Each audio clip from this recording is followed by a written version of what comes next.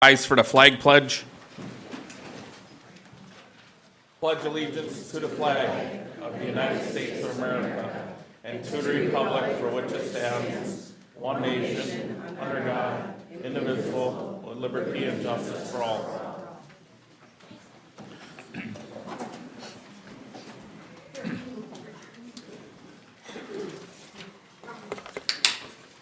Okay, so good evening. Welcome to the Morrison County Planning Commission public hearing for May 2nd, 2023. I have a few items to cover before we get started. Please sign in at the door if you have not done so already. There you will also find a detailed handout of the step-by-step procedure we will follow tonight. If you wish to take one, please put any electronic devices on silent mode at this time. Also, please note that all testimony is being recorded for the record. Members of the Planning Commission are appointed by the County Board of Commissioners with one member from each of the 5 commissioner districts. Land Services staff is here to assist the Planning Commission with its duties. The task of the Planning Commission is to hold the public hearing and to make recommendations to the County Board of Commissioners for approval or a denial of requests for conditional and interim use permits, rezones, plats, and ordinance amendments in accordance with the state law and county ordinance. The burden of approving a request meets the criteria for approval rests with the applicant. There is a protocol for how we will proceed tonight. For each request on the agenda, we will hear a staff report, hear testimony from the applicants, and then we will discuss and gather more information as needed. Next, I will ask if there's anyone in the audience wishing to speak. I will ask each party to come to the podium, which is right up there, and state their name and for the record and word of address for the record, and give their testimony. Please be as factual as possible. Direct all statements to myself, the chair, and questions also to me. After all testimony is complete, I will close the public hearing. And if there's any questions that arrive, you'd ask a question. We answer them questions when all the public comment is done. We jot down the notes and we'll answer the public. We'll answer them questions to you guys as best we can at that time. The Planning Commission will then review and discuss the case in terms of our findings and fact criteria as required by the Minnesota statute and county ordinance. We will have a series of votes, discuss whether conditions be made. Then there'll be a final motion to recommend approval or deny to the County Board of Commissioners. After this final vote on your request, you may leave if you wish. The County Board of Commissioners will then consider the request and our recommendation at their next regular meeting and will either grant or deny the request. So at this time, what's that? Oh, for the talking. And then, so tonight we have a big crowd. When we do the public portion of the comments, like I said, we have to go up to the podium. We want you to be as factual as you can. That's what helps us determine our outcomes on what we do. We will list some criteria questions that we have to answer. So you guys can kind of look at them, and if there's some of your guys' dialogue that would either help us recommend approval or recommend denial, that is kind of what we're looking from the public. When we're going to put a 2-minute time limit on it, our county attorney is going to keep track, and when your 2 minutes is up, he's just going to say time. And when he says time, then please finish your sentence and move on to the next. And try not to be as repetitious. We don't need as much repetition as possible, that's for sure. But anyways, our first applicant tonight, we have 2 items on the agenda tonight. The first one is Blue Front Village Association. If you'd please come up. The application for conditional use permit amendment to allow for decks and park models located in point of government lots 1 and 2, sections 22, township 132, range 31, Scandia Valley Township. So if you'd please state your names for the record. My name is Leslie Sievertson. I'm Mark Sievertson. Okay, welcome. Thank you. So I guess at this time, Amy, you ready for the staff report? I am, Mr. Chair. Again, this is an application to amend the existing conditional use permit to modify the conditions located in Section 22 of Scandia Valley Township. The ordinance reference for this request is Section 506.5F, and that requires a hearing for conditional use permit amendments. Here's a plat map of Scandia Valley Township, and the red dot is the location of the property. And then here's the conditional use permit request received from the applicant.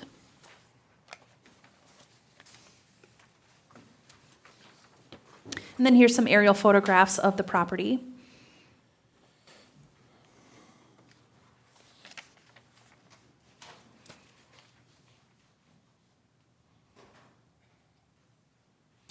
Bluefront Village is located on Lake Alexander. The area was an old resort that was converted to a common interest community through a conditional use permit granted in 2004. The conditional use permit was issued with 8 conditions, and then here are the 8 conditions. There have been compliance issues with the docking configuration over the years, and this has been resolved and is currently compliant. A review of the remainder of the common interest community revealed that some of the other conditions have not been adhered to. This resulted in a violation letter being sent to the members of the Bluefront Village Owners Association. And then here's a copy of that letter, which was also in your packet. Representatives of Bluefront Village attended a development review team meeting, and those notes were also included in your packet.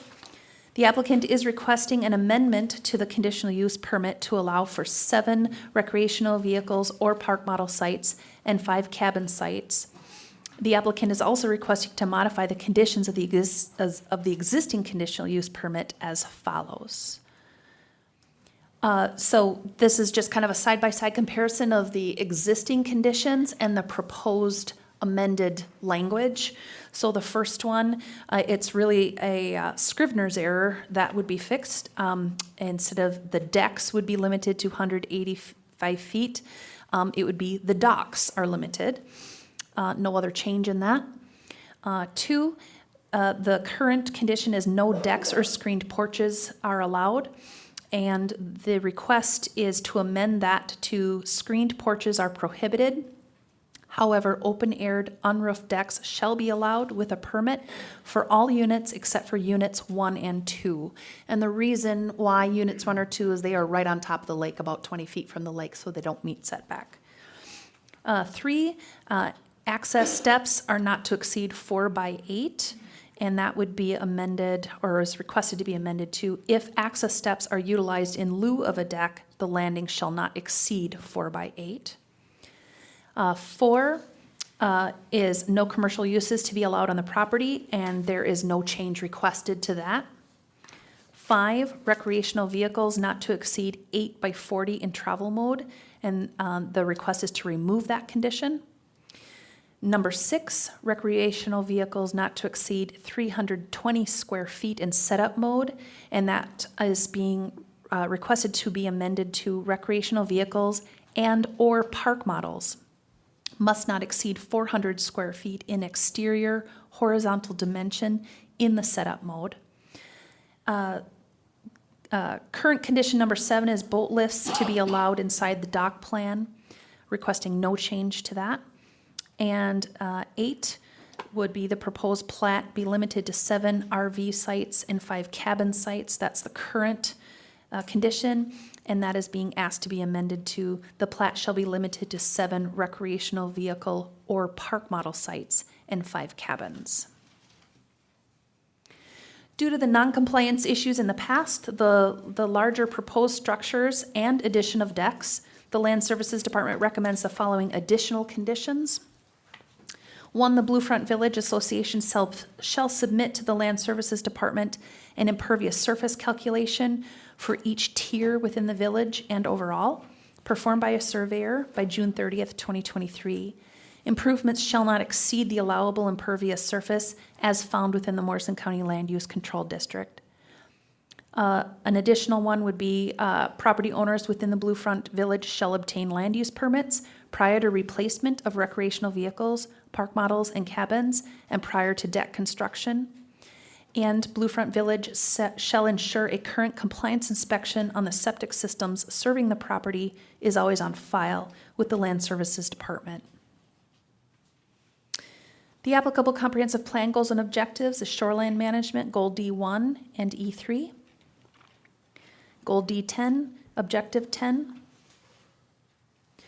And then comprehensive water plan goals and objectives is the surface water goal, objective B.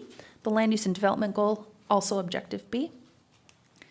93 notices were sent. One comment was received prior to the hearing, and I'll read that. That was a phone call from Mary Bush, and she stated she is against the request. The current decks should be smaller, and there are people parking on the roads, and there appears to be violations on the property.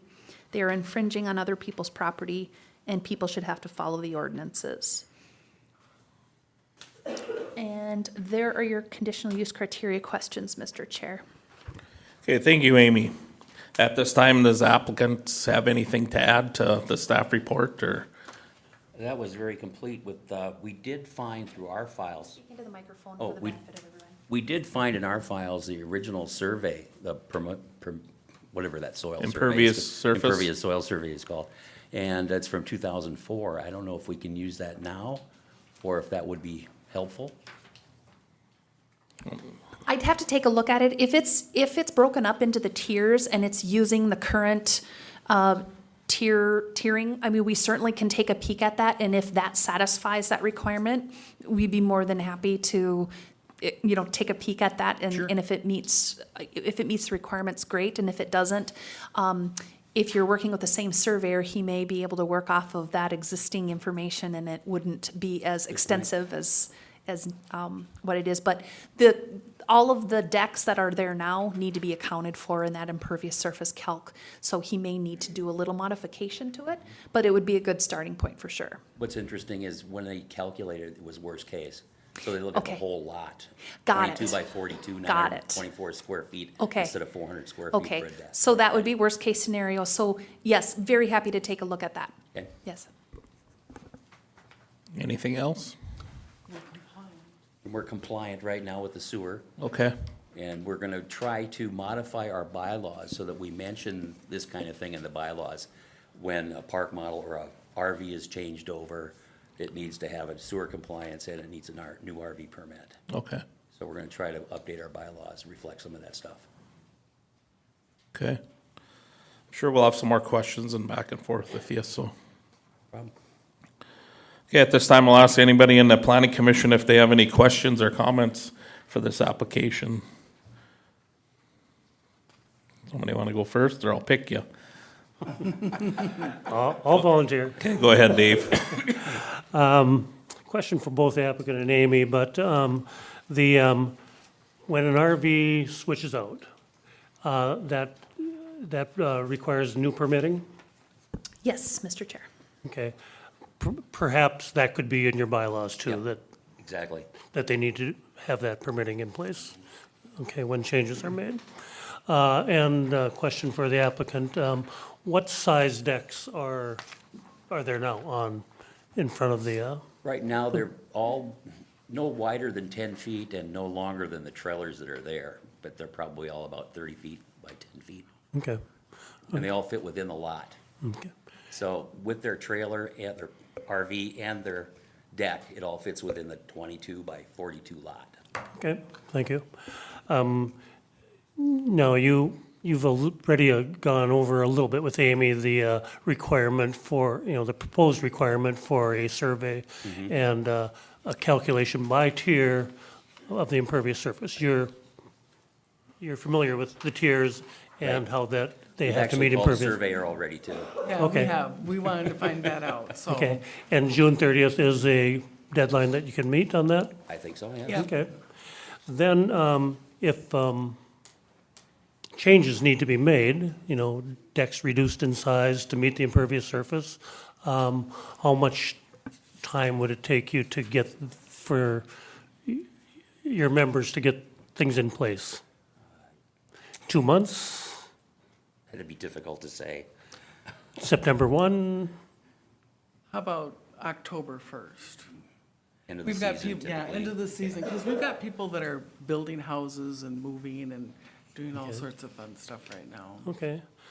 I guess I'd like to propose at this point then to add that to, the first proposed condition from Land Services, that impervious surface, if necessary, be brought into compliance by October 1st. Okay. So just to add a little clarity to that point. And then probably to the second point, Bluefront Village shall obtain land use permits prior to replacement of RV models. They need, you also need permitting for all of the decks and probably quite a few of the RVs, so you need to have after-the-fact permitting in place. Would all of that be a good deadline of October 1st too? All after-the-fact permitting? We're having our association, we have an annual association meeting that's coming up on the 6th of May, this Saturday. So we'll obviously convey all that information. And I think it would be pretty, we've already got our paperwork kind of ready for it. Okay. But I'd like to add that to the second bullet, that By October 1st? October 1st, yep. And the other bullet, you've already mentioned that the sewers are in compliance, okay? But that you have a current compliance form on hand.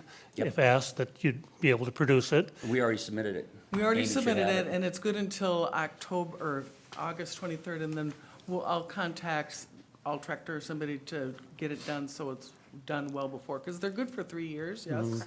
But I mean, you should always have a current compliance Yep. form on hand. That's not just saying this Right, one. right. So just to be clarified that, Right. Yep. and to mention that to your association members too. Of course, most of that takes place, in permitting when ownership changes hands or whatever. So, okay, that were my thoughts on that. I know Land Services has been out on the property a number of times and have a good feel for the shoreline and, any water problems, runoff problems. And I think what conclusion have you come to on that, Amy? Do they need stormwater plans? Do they need shoreline plans, or do they have all that thing in hand? Mr. Chair, I don't believe the shoreline specialist needs to be doing anything more than what he has. He's very familiar with the property. Most of the frontage is taken up with the docking system anyway, and there is no active erosion occurring. Also, if the impervious surface is over, then that will be corrected and that'll be a gain as well. But there's a lot of open green space. Well, thank you. Welcome. Brent, you had something? Yes, Mr. Chair. You mentioned updating the bylaws. Are there bylaws in place now that you're going to be updating at this coming meeting? Yes, there are.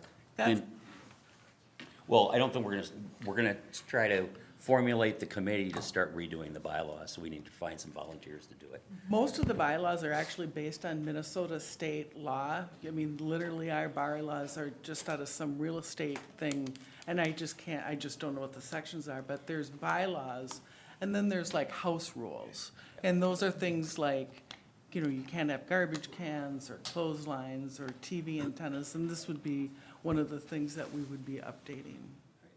And would that be, Amy, I don't know, do we have any of that on file as part of their permitting process? Mr. Chair, when Bluefront Village was originally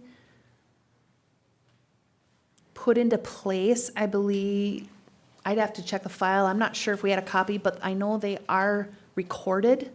So those bylaws do get recorded, so when someone purchasing a property within there, they're aware, or when they do a title search, there would be evidence of the bylaws when they're doing a title search. Sure. And Mr. Chair, I would just make a recommendation that, as we consider this moving forward, that the updated bylaws become a part of this as well. Mr. Chair, Go ahead, Amy. are you asking that they be provided to us, or that they, can you clarify? Just as they renew and they change their bylaws, that changed bylaws become a part of this application, so that we have them in the That it future. becomes part of the file? Yes. Okay, so that they provide a copy to the Land Services Department? Correct. Okay, thank you.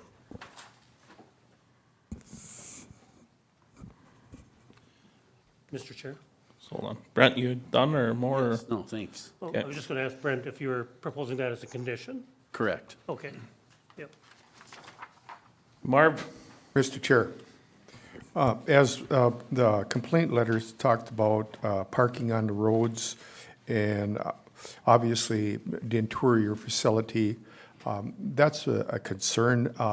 Do you have adequate parking, or does it run into a problem where people are parking on that road frequently?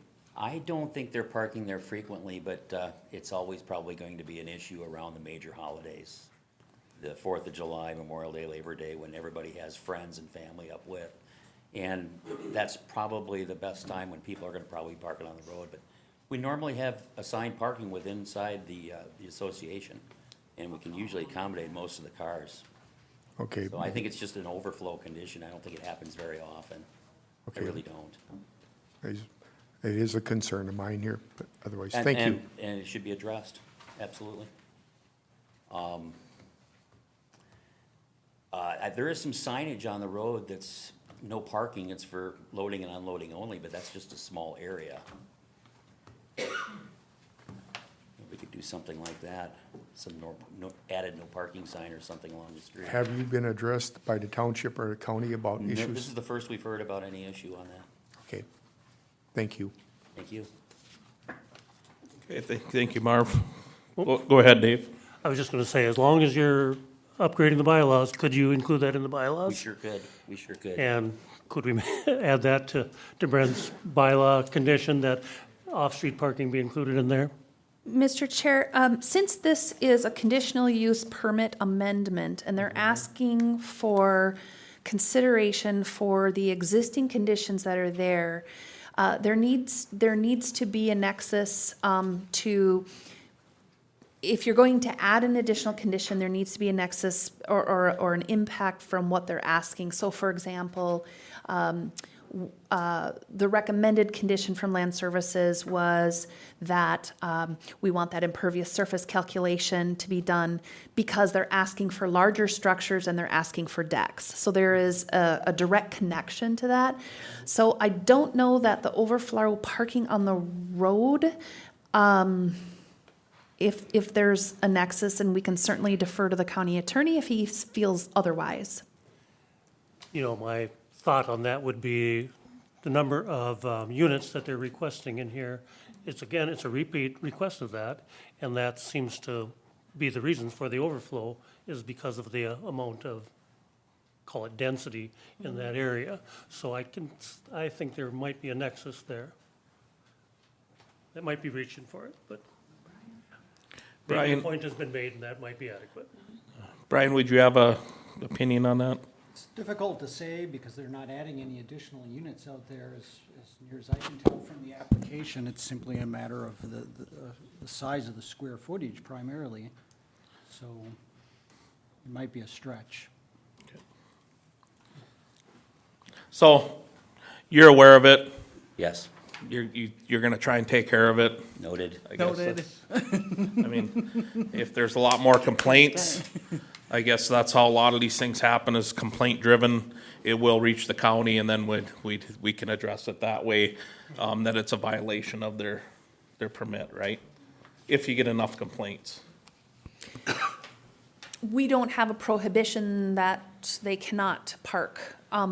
It certainly could rise to the level where the road authority would determine that that is a danger to the traveling public, and then that would be addressed through the road authority and/or law enforcement if they're creating an unsafe condition for the traveling public because there's cars lined on the road. So I think that that would probably be where that would come from rather than from our office. Okay. And that's not a through street, that's, what is that called, Township Road?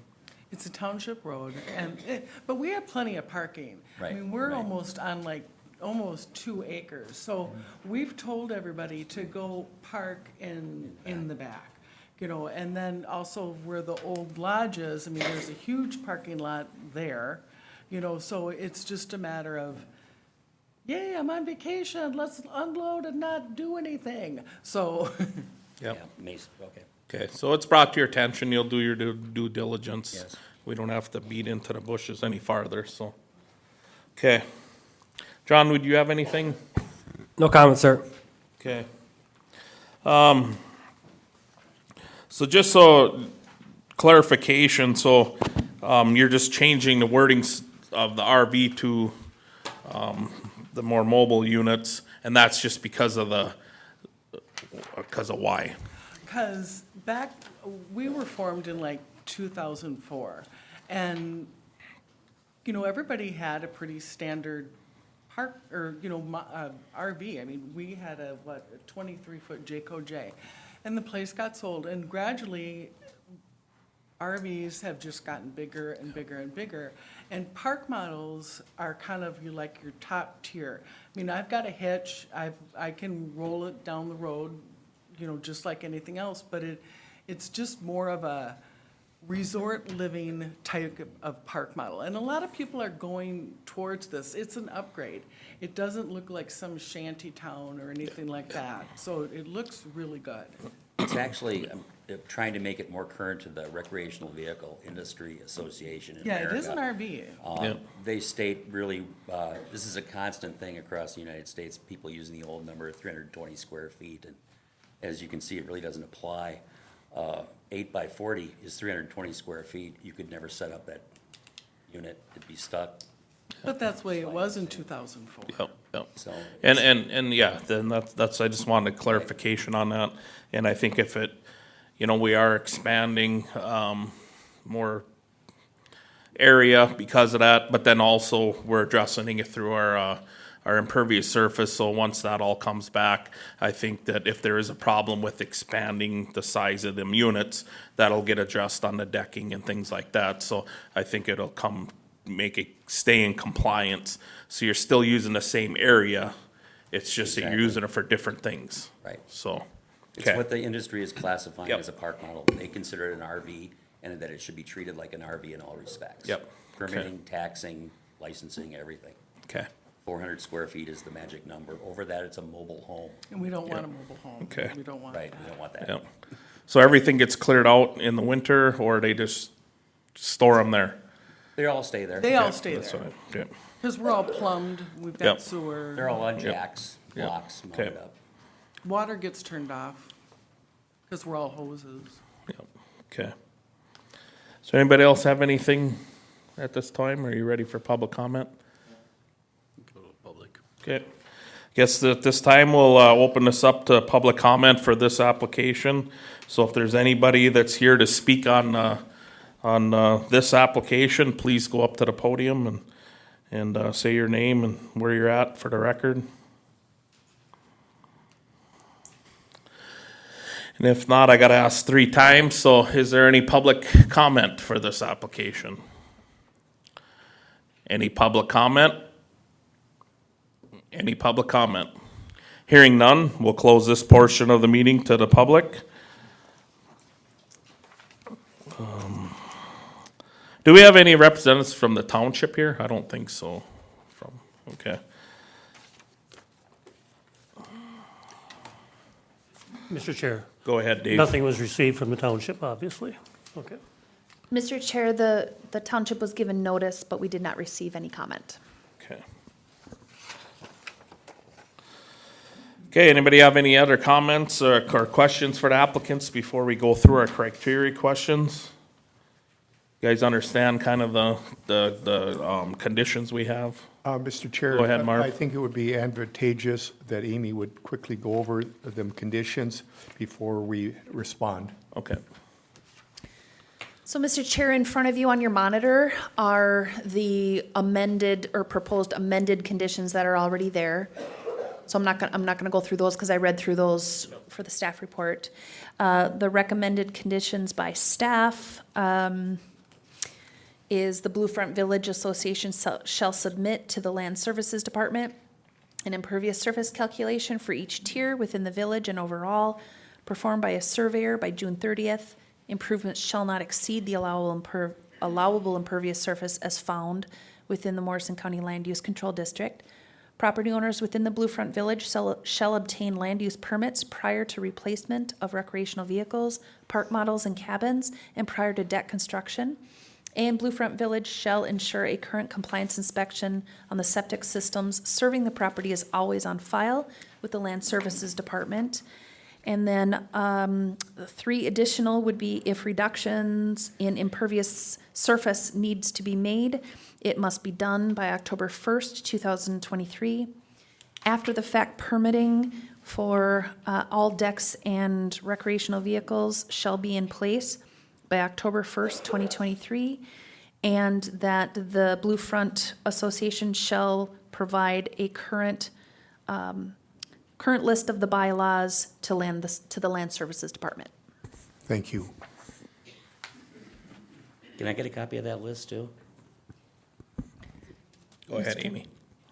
If this is approved, in all these conditions, you will receive a copy of all the findings and all of the conditions attached. So Great. you will get Thanks. written documentation of all of that, Thanks. yes. Yeah, we want to make sure we have proof. Okay. I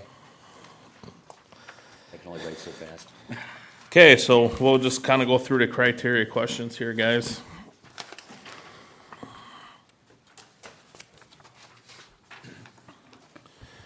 Okay, the use will not put excess burden on roadways, utilities, and public facilities such as parks and schools. I'll take this one. No, we're not really changing the number of units or anything like that. It's just the sizing and restructuring, kind of how that's all gonna fit together, with all the amendments and with our, conditions that we have on. There isn't gonna be no more extra use. I think, hopefully the applicants understand, our thinking on parking on the road, and I think that'll get addressed. So I would say yes, the use will not put an excess burden on roadways, utilities, and public facilities such as schools and parks. Anybody else have anything to add to that? Mr. Chair, Go ahead, I'd Mr. just like to Stish. add that there have been no complaints, formal complaints made. The township hasn't weighed in with any complaint on that, but I think you're right. The applicant is aware of parking on the street and needs to address that. We'll move on to question 2 if nobody else has anything. So question 2, the request will not be detrimental to the use and enjoyment of the other property in the immediate vicinity for the purposes already permitted, nor impede the normal and orderly development and improvement of surrounding vacant property for uses predominant in the area. We'll go to Brent for this one. Mr. Chair, I think this is an existing setup. It's not really changing anything, so it's not going to be detrimental to the use and enjoyment of that property or anything in the immediate area. It's already there. It's currently existing. This is a slight change in some of the conditions for allowing it to exist. And I think, you know, it's kind of some housekeeping, really. Okay, thank you. Anybody have anything else to add? Mr. Chair, I just add Go that ahead, Pete. 93 notices were sent out, and 1 response, and I think that response was addressed. Okay, thank you. No other comment? We'll go to question 3. The use and opinion of the planning commission is reasonably related to the existing land use and the environment. Groundwater, surface water, and air quality in the surrounding area will not be adversely affected by the proposed use. Dave Stish. Mr. Chair, the impervious surface calculation that is going to be made within each tier will certainly address this issue, and we'll keep that below that 25% threshold. Quick question for Amy. What if you get to an impervious surface situation, all the decks are removed, and you still have units in place? Do you downsize the units to meet the impervious surface then? I don't know that that's going to happen. I'm just wondering. Mr. Chair, that's an awesome question. If there's an overage in impervious surface so the first thing to go would be the decks, if there's an overage, because they're not allowed.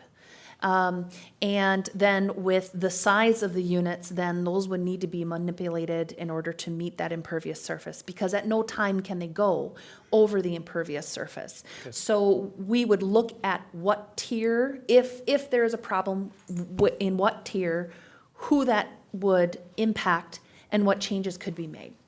And so we would deal with that as it would come up and look at what the options are to get that impervious surface down to a compliant Okay, percentage. I assumed that, but Yeah. thank you for clarifying that. So yes, I think, the impervious surface calculation will address the issue of groundwater, surface water, and very well. Okay, thank you. Anybody else have any to add? Okay, if not, we'll move on to question 4. The use is consistent with the purposes of the zoning ordinance and the purposes of the zoning district in which the applicant intends to locate the proposed use. Marvin? Yes, I believe so, because there is no change in intended purpose. And just basically cleaning up a few things here, allowing park models versus, that may be a slight larger, allowing screened-in porches, which you understand with all the bugs in Minnesota, versus just a deck. So really, it's just cleaning up a few minor details here. So I believe it's fits right into zoning ordinances. Okay, Marv, just to clarify, it's not screen porches, it's just decks. We're not allowing no screen porches. I read there would be. No. Okay. My mistake there. Thank you for Okay. straightening me Yeah. out there. So I would just add that with the purposes and intent of the ordinance and the zoning district that they're at is, this is a recreational area, it's a lake, that's what it's for. I think with the protections of the impervious surface, making sure that we don't go over on that also protects the environment. I think we have safeguards in place for all that, so this is the right place to have that, so. Mr. Chair, I thought Go I ahead, Marv. read something about maybe it was like a portable screen, a deal like that. Or it wouldn't be a screened-in porch, but Mr. Chair, if you look at your monitor, item number 2, the proposed is screened porches are prohibited. However, open-aired, unroofed decks shall be allowed with a permit for all units except units 1 and 2. thank you I'm not 100% on my game here tonight. Thank you. Okay, anybody else have anything to add to question 4?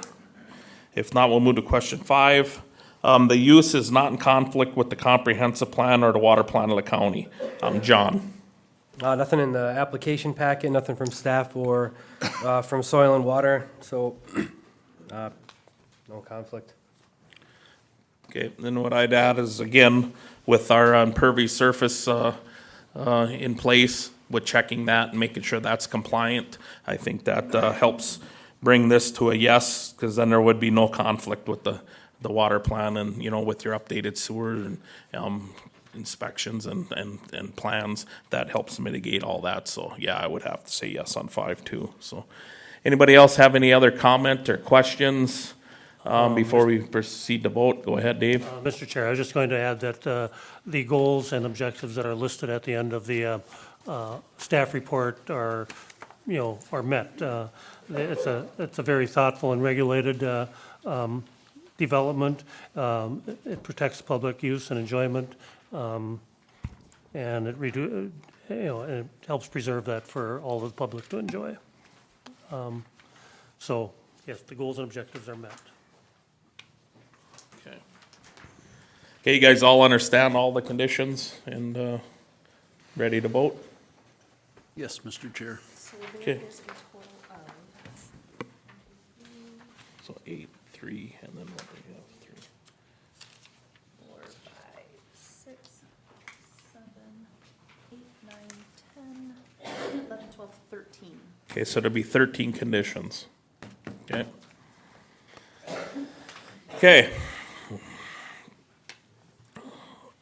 The use will not put an excessive burden on roadways, utilities, and public facilities such as parks and schools. Myself, Clint Catherine is yes. Brent? Yes. Dave? Yes. Marvin? Yes. John? Yes. Question 2, the request will not be detrimental to the use and enjoyment of other property in the immediate vicinity for the purposes already permitted, nor impede the normal and orderly development improvement of surrounding vacant property for uses predominant in area. Brent? Yes. Dave? Yes. Marvin? Yes. John? Yes. Myself, Clint Catherine's yes. Question 3, the use in the opinion of the planning commission is reasonably related to the existing land use and the environment. Groundwater, surface water, and air quality in the surrounding area will not be adversely affected by the proposed use. Dave? Yes. Marvin? Yes. John? Yes. Myself, Clint Catherine's yes. Brent? Yes. Question 4, the use is consistent with the purposes of the zoning ordinance and the purposes of the zoning district in which the applicant intends to locate the proposed use. Marvin? Yes. John? Yes. Myself, Clint Catherine's yes with the conditions. Brent? Yes. Dave? Yes. Question 5, the use is not in conflict with the comprehensive plan or the water plan of the county. John? Yes. Myself, Clint Catherine's yes. Brent? Yes. Dave? Yes. Marvin? Yes. Okay, looks like all 5 questions were answered in the affirmative. So if somebody would have a motion to recommend approval. So moved. Okay, Brent, is there a second? Second that with the 8 conditional, 13. conditions, 13 conditions. 13 conditions. Yes, second that with the 13 conditions attached. Yep. And Brent, you were fine, right? Yep. Okay, so we have a motion to recommend approval to the county commissioners with the 13 conditions. All in favor say aye. Marvin? Aye. Brent? Aye. John? Aye. Dave? Aye. Myself, Clint Catherine's aye. So it's approved. No, recommended for approval. So we'll recommend approval to this to the county board. So the county board meeting will be May 9th. So at that time, they'll make the decision after hearing all these facts and move forward. So good luck. You guys have any questions in between now and May 9th, please contact staff at Land Services. Do that. Thank you very much. Yep, thank you very much.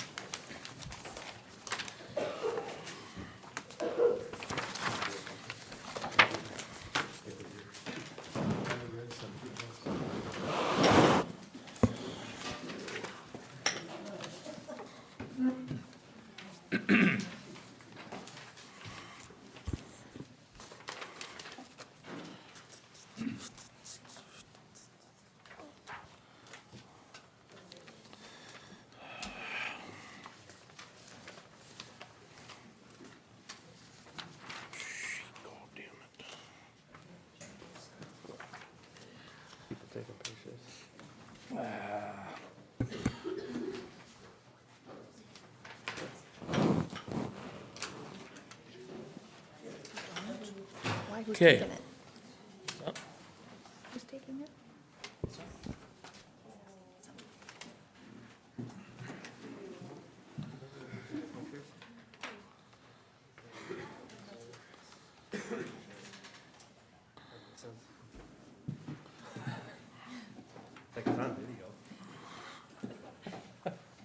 Okay, so next we have up up Julie Lakefall, 17147 Grouse Road, Little Falls. Application for an interim use permit to continue the home extended business to operate a thrift store in detached shed located in point of government, Lot 4, Section 5, Township 129, Range 29, Green Prairie Township. So if you'd state your name for the record, please. Julie Likeball, Who's your friend? Patty Foss, Can you speak? Patty Foss. Okay, thank you. Okay, so at this time, I'd ask Amy if she's ready with staff report. I am, Mr. Chair. Again, this is an application for an interim use permit for a home extended business located in Section 5 of Green Prairie Township. The ordinance reference for this request is Section 606.8, and that requires an interim use permit for home extended businesses. Here's a plat map of the township, and the red dot is the location of the parcel. And then here's the interim use request received from the applicant. And then a site drawing also provided by the applicant. And then here's some aerial photographs of the property.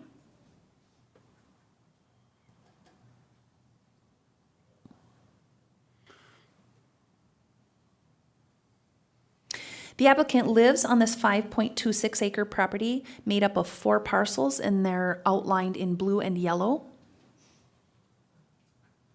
The applicant was granted an interim use permit in 2022 for a home extended business, specifically a used goods store. The permit was granted for the period of 1 year with the following conditions. 1, parking must occur on site and within the designated parking area and not within the right-of-way of Grouse Road. On-site signing must be adequate to direct cars to the appropriate parking area. 2, no outdoor display of any items shall occur. All business and storage must occur within a building on site.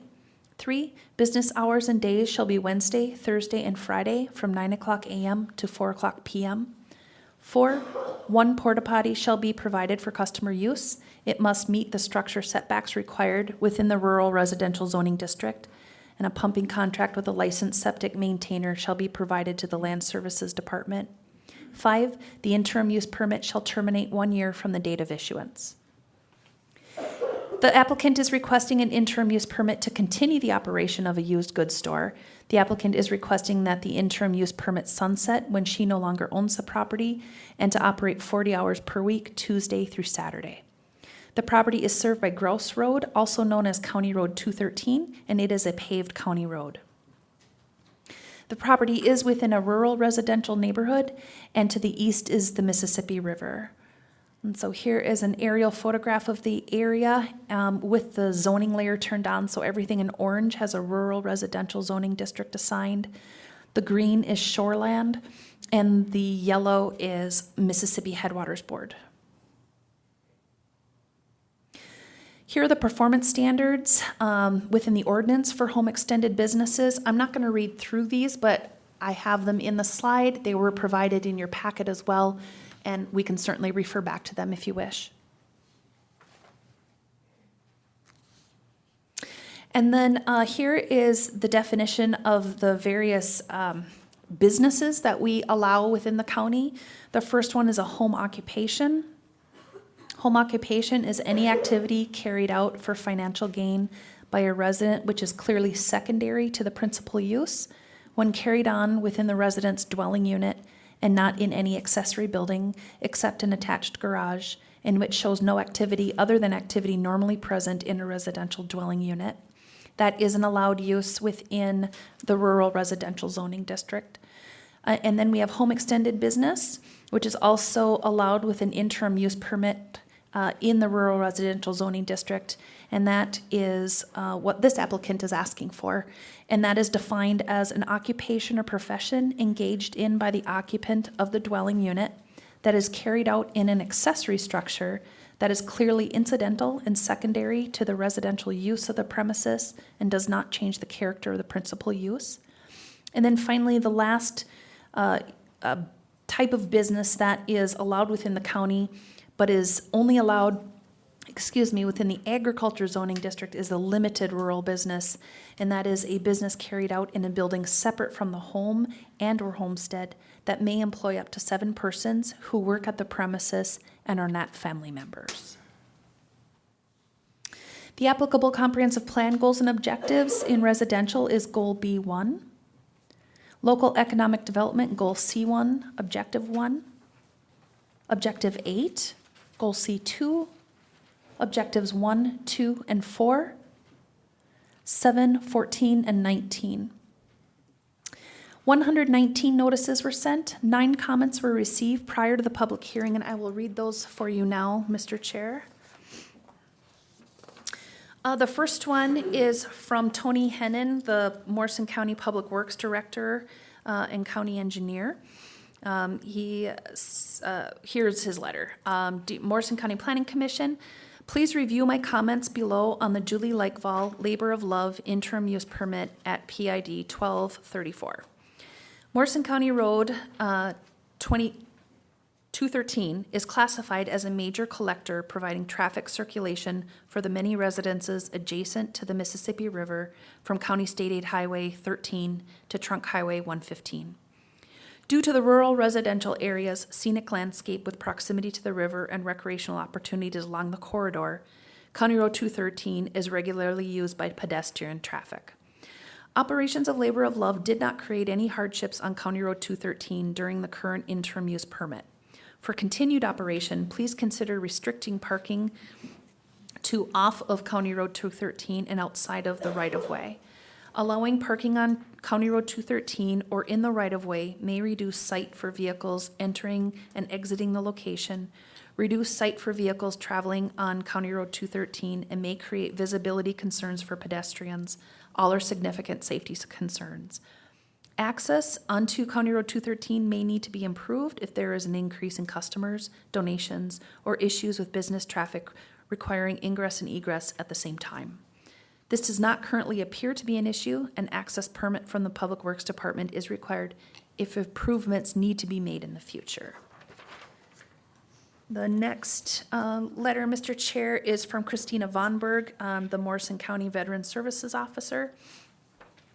Please consider this opportunity to allow the business name Labor of Love to continue to exist in the current location. I have been referring veterans, spouses, and widows to drive to the location and talk with Julie to get the items they may need to live independently.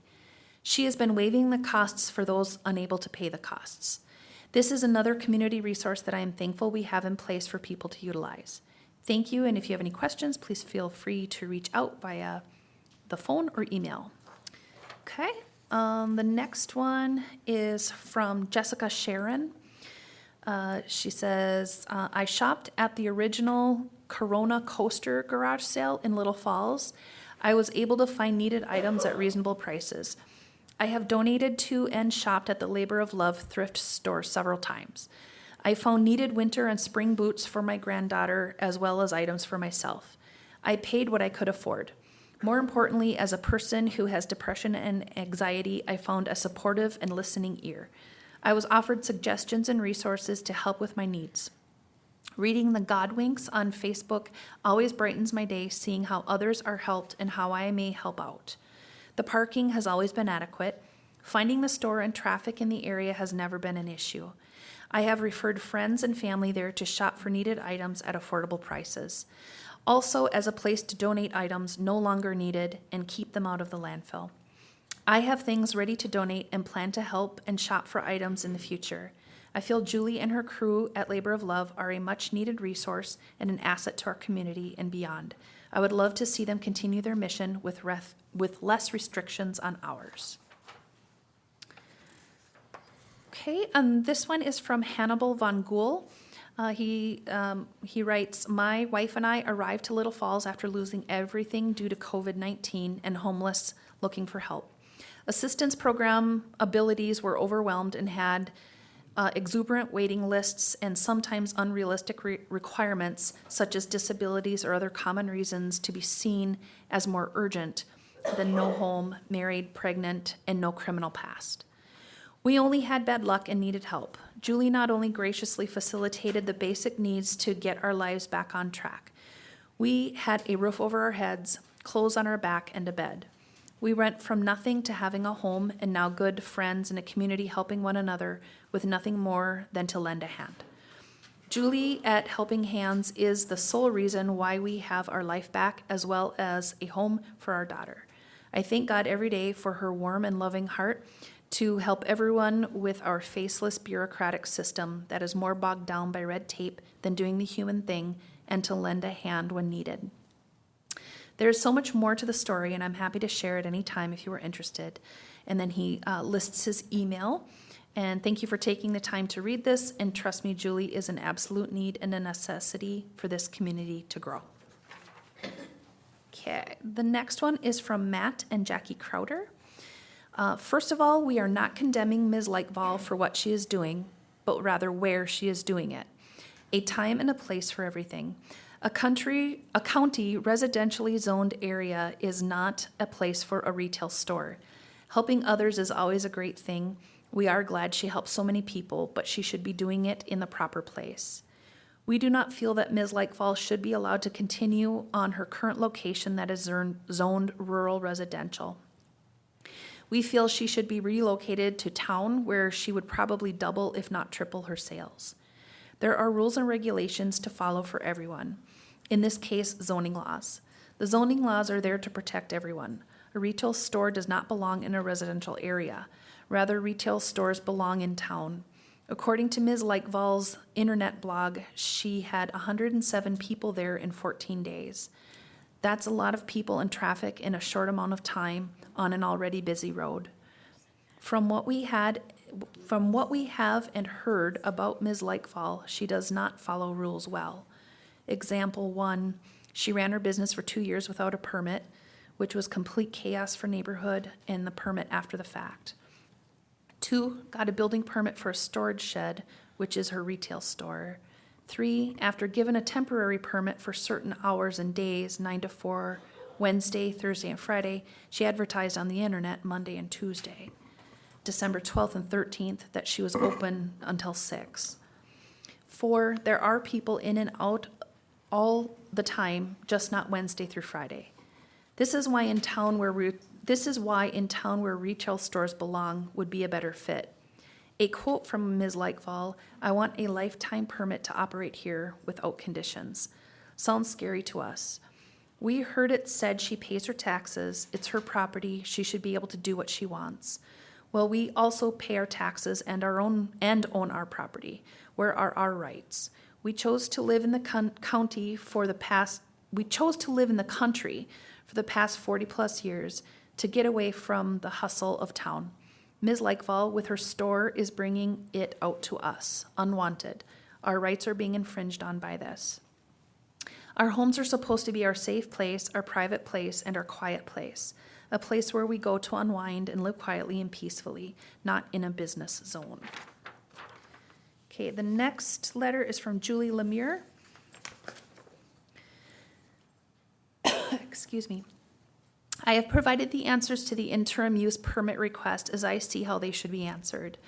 The zoning of the land is rural residential, and everything that is happening on that property is going against maintaining that quality. The land, environment, and atmosphere needs to be protected, and letting it be okay to continue commercializing this piece of property will forever alter the integrity of this land. The use of natural resources, extra traffic on the already busy county road, and the traffic going in and out are a hardship on the road and the land. The use of the private well and sewer for preparing and cleaning the merchandise isn't sustainable or appropriate. Please take into consideration the zoning laws in place and the effect the retail store is having on the surrounding properties. We have not said one negative thing to her or about her. She is being untruthful and unkind to her neighbors, constantly criticizing on social media and word of mouth. I am glad if she is doing well, but her business needs to be located on a commercial piece of property, one that's designed for what she wants to do. We have tried to just continue living our lives as we were prior to the start of this. We noticed multiple permit violations over the past year. We did not document them or report them as we did not want her to fail, just to cooperate with the permit as it was issued and hoped she would adhere to it. She has not. Interim use criteria questions, please provide an explanation. Okay, so now she lists the questions and answers. So the use will not put an excessive burden on roadways, utilities, and public facilities such as parks and schools. Her answer, the use will continue to be an excessive burden on the already busy roadway. Any increase to extend current days and hours will be more excessive. Many people enjoy the state park and use it for hiking and fishing.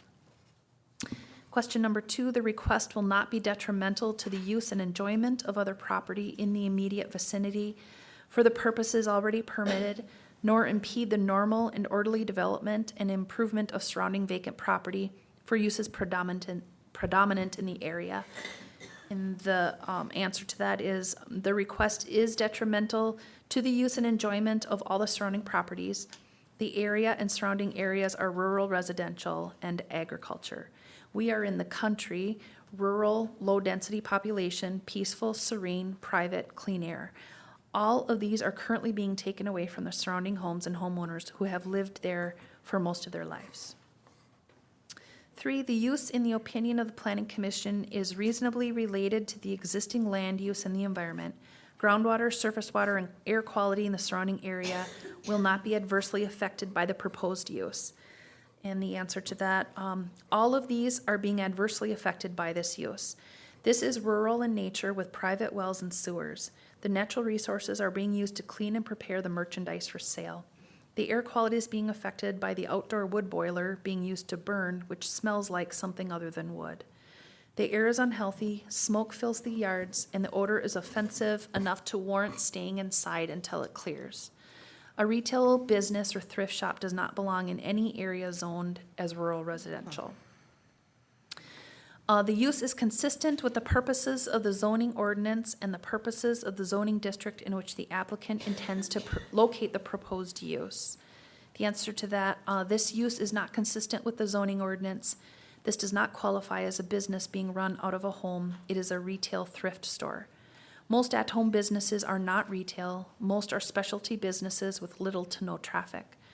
Most of the time you don't realize they exist. But this is not the case with this one. It would be interesting to know how many retail businesses reside in rural residential zoning in Morrison County. The use is not in conflict with the comprehensive plan or water plan of the county.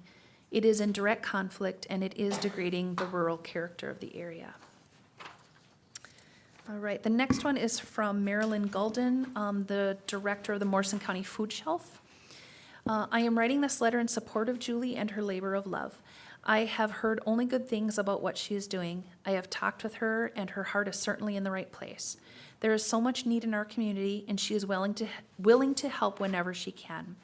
She does not just keep office hours. She is willing to help whenever it is needed. As the director of the Morrison County Food Shelf, I have seen the effects of the recent pandemic and the economy has had on our local community. Groceries, gas, and other everyday essentials have risen in prices to a point where some in our community simply cannot afford them.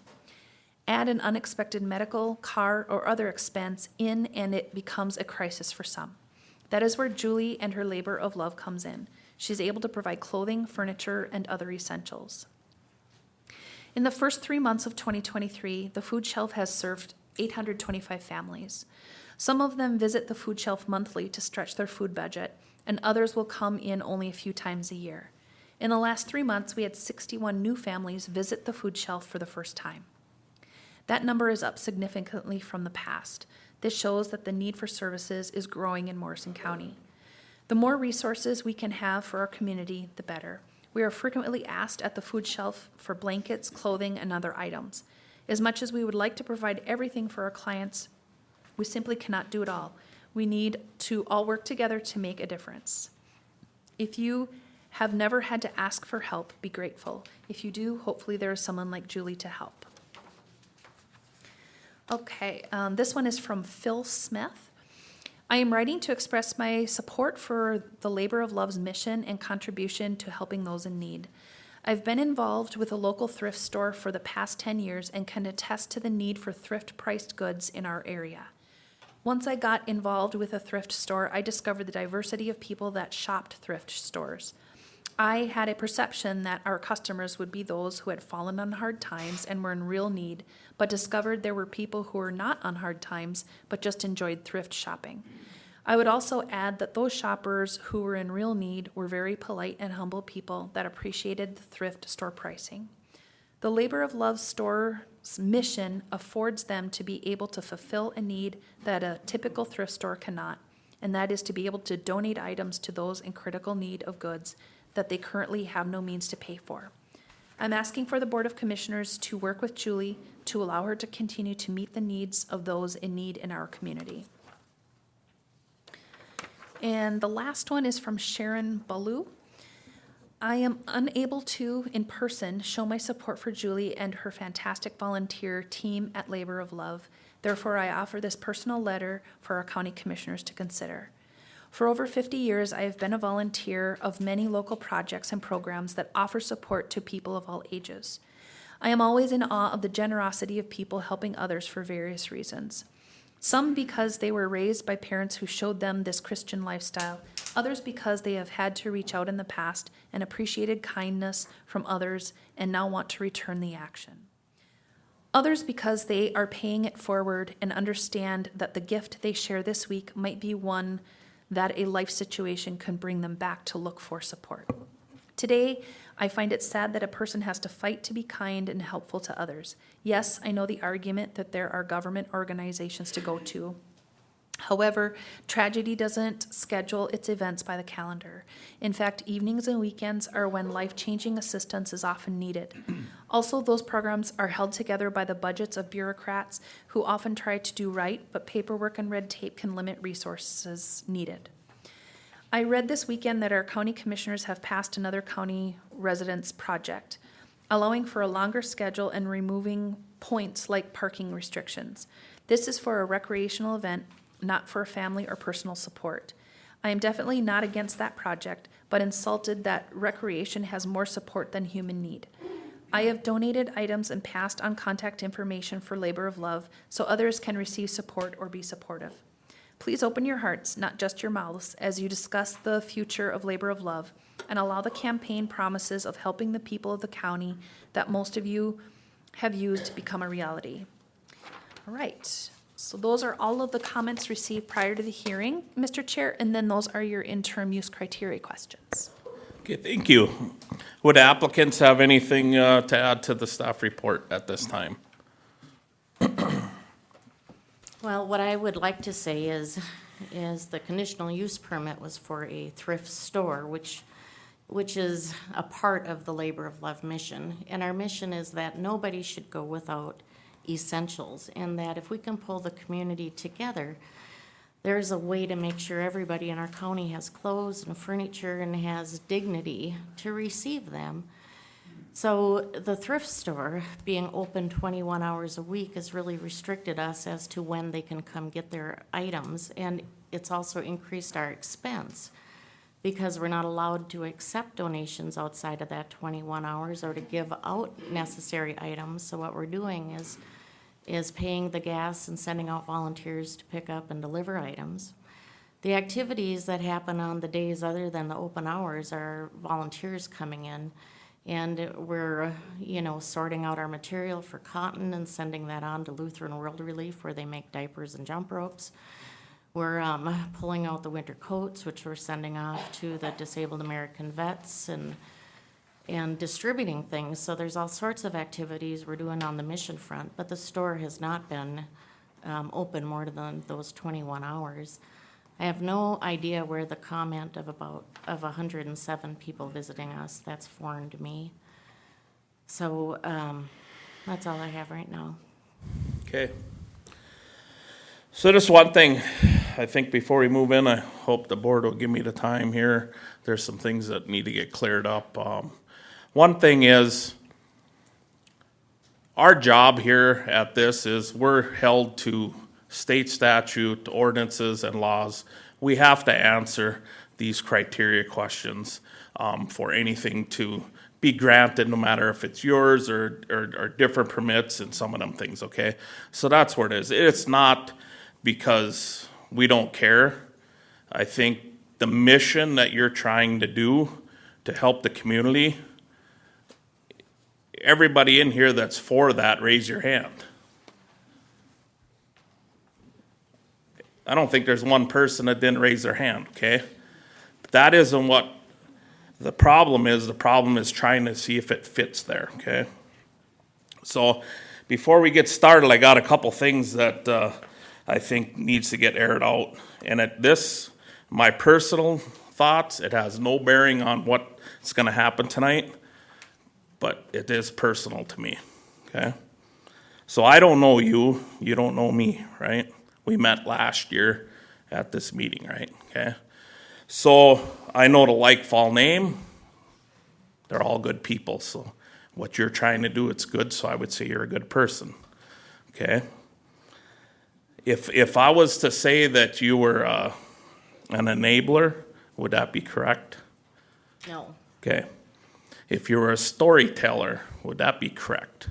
Well, I tell our God winks, I tell our stories. Well, let's say, stretch the truth a little. That'd be probably incorrect, right? That would be incorrect. Okay. So here's my dilemma. Me not knowing you, you not knowing me, or anybody else on my board, some of the comments that have been on throughout this community for the past year is pretty, it's just built up over time. That we don't care. I hope that you succeeded. And I hope you continue to succeed. But when I get comments that says, I hope the votes tonight will tell each man's heart. So if we don't vote for you, we got a bad heart. Nobody knows what we've done for the community or what we have done personally. We all believe in this mission, okay? But last night I sat up until 12:30 and I watched last year's public hearing. That's open to all you guys in the public. You can look at it. And I looked at it because some comments that I found on Facebook, I didn't think were true, so I wanted to watch it to make sure that I'm not wrong. So, there's, I quote in this Facebook that Julie, you have wrote, it says that this was directed to you. Mrs. Likefall, no matter what you say, my answer is no. You are a pollution risk. You are a cost to society because we'll have to add more police patrol. No one on our meeting last year said that. Certainly was my recollection and what I thought I heard. Well, what was said was, where's your business plan? And you were unprepared, which you'd say probably was a little bit, I mean, it wasn't negative, it was just fact, right? There's just some things, just so you know, you said that somebody told you that not many commissioners come to the planning and zoning, just so you know and everybody knows, the commissioners at every planning and zoning meeting because our job is to hold the public hearing, get the facts so they can make their decision. So they are at all them things. What in the world went on behind the scenes? Who was sabotaging the process? I don't think anybody was sabotaging the process.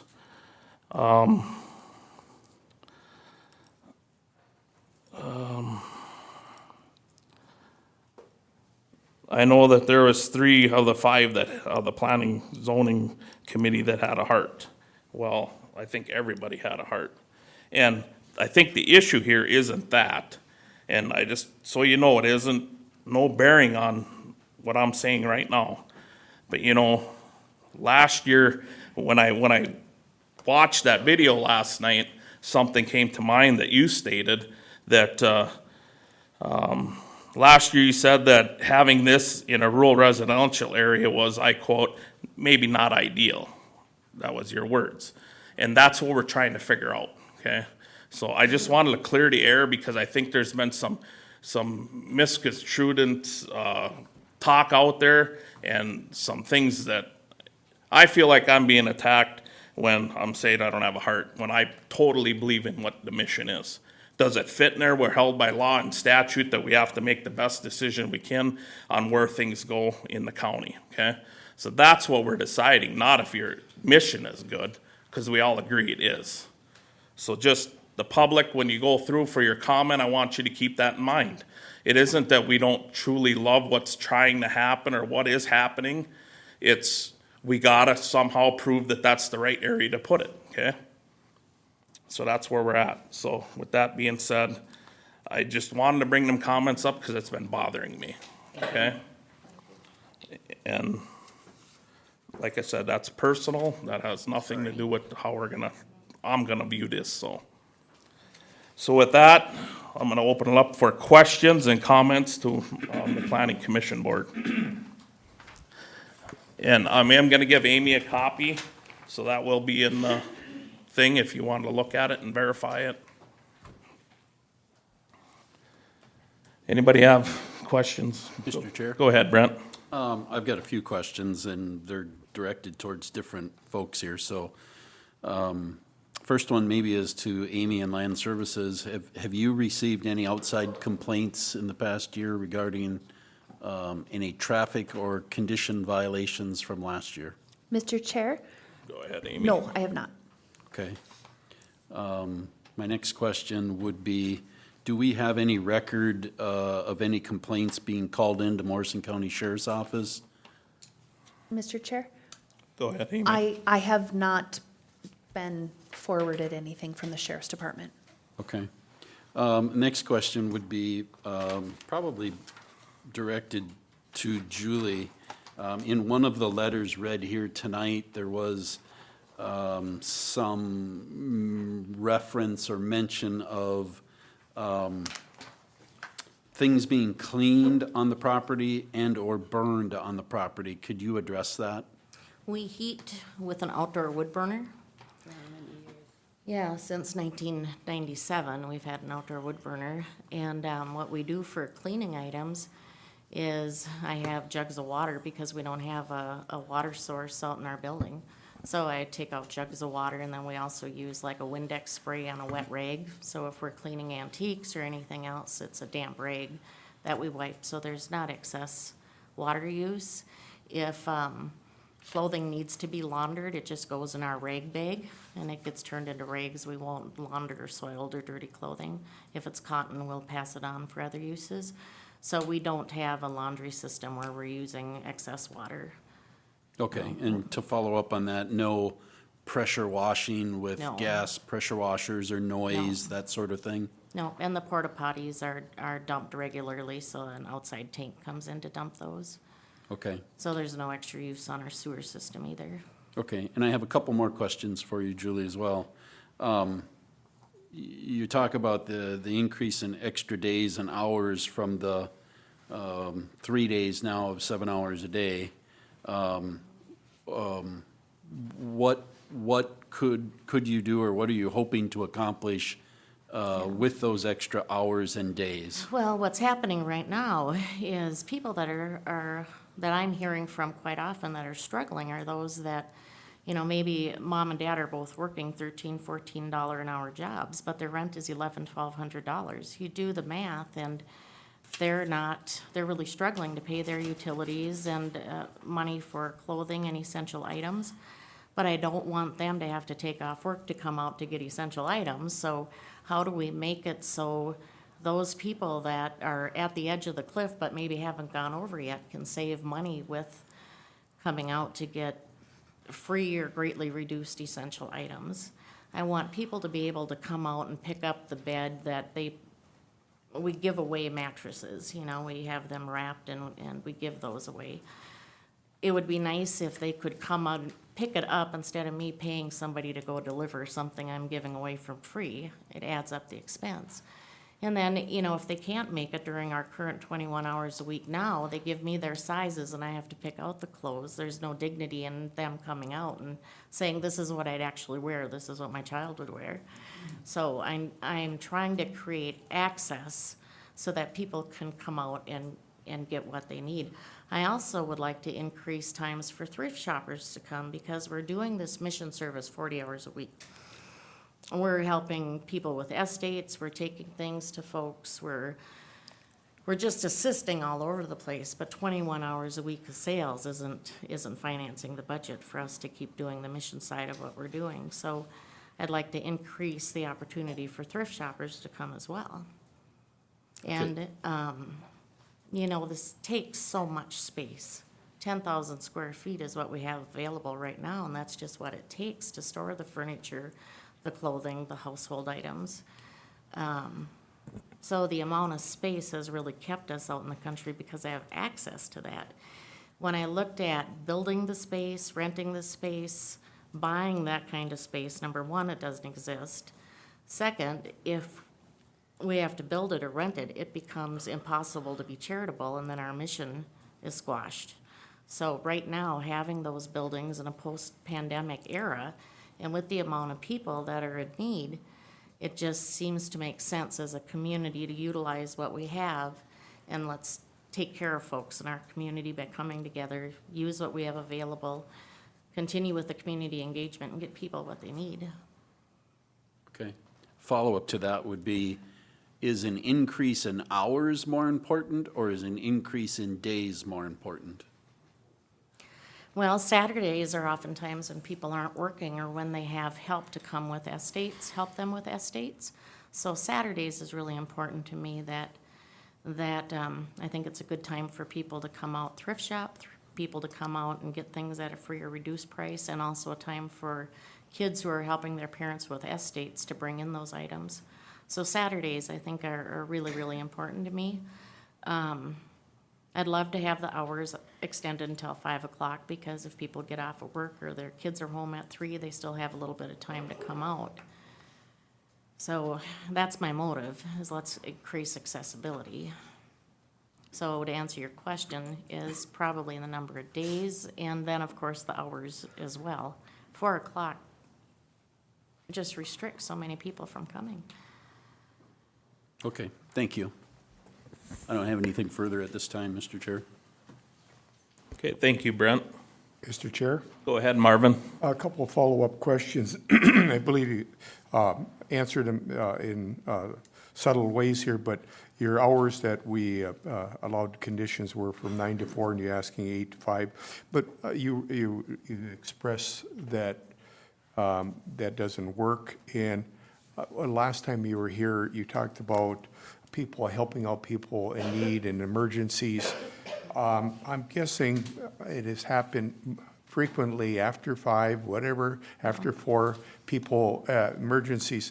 What do you do to help these out at that time, or you don't run into a problem? Well, and that's when we're out delivering things then.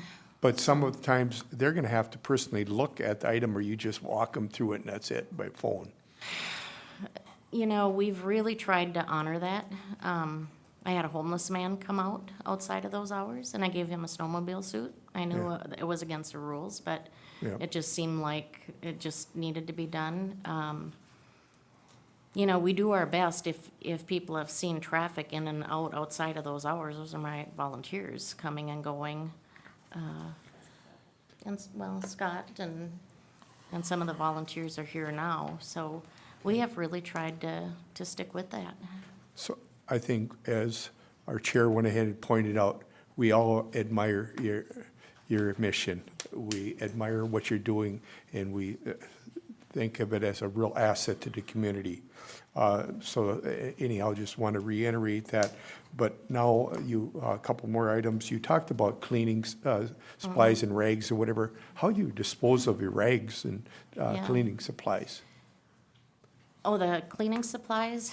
Like You the know, I don't rags think when we you're- have much toxic supplies. What we're talking about is a soapy wet rag or Windex on a rag, so we're not using petroleums or anything like that. But do you put them in a regular Yeah, then we garbage? just throw them in the garbage, yes. Okay, and you have sanitary landfill or whatever, Yeah. garbage pickup.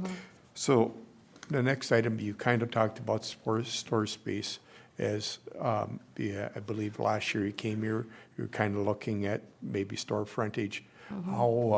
how much time did you pursue, or has anybody approached you saying, we have something that may work for you in helping you out with that? And I know you have a lot of items to move, it would be a lot of labor.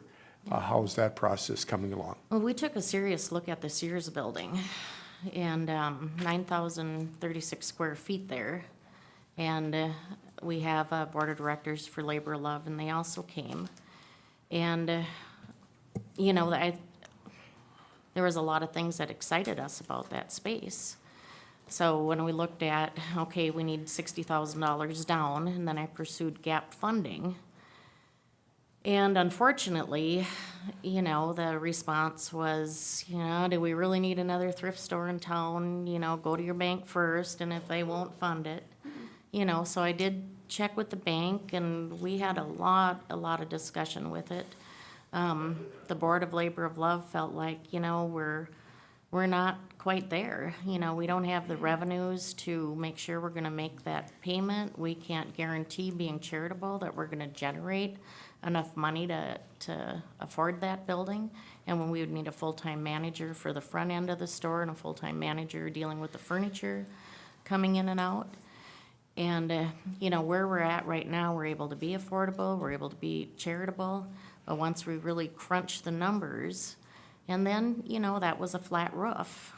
And they said they repaired it 12 years ago, but last winter and this past winter, they had leaks. So what is it gonna mean for that roof? So we had a, you know, what would that run to replace the roof, and could we afford that? So, and, you know, I know that one of our board members and myself have routinely been watching the commercial spaces, and it's just not out there. I know it's been tougher with that. So with the next question, how would you feel about, you're asking this as long as you own the property, Correct. giving it, extending it possibly 1 year till maybe you could find something, because I think we'd all like to see this continue. Have you, what are your thoughts and feelings about that? You know, the $546 for a nonprofit charitable organization hurts. You know, when we looked at, what did that leave in your account? $1,500 after we paid the $546. So, you know, that almost feels like a punishment, giving a conditional use. Let's go ahead and be charitable, but we're gonna charge you $546 to review it. And I know that's just the way it is, but that doesn't feel very good.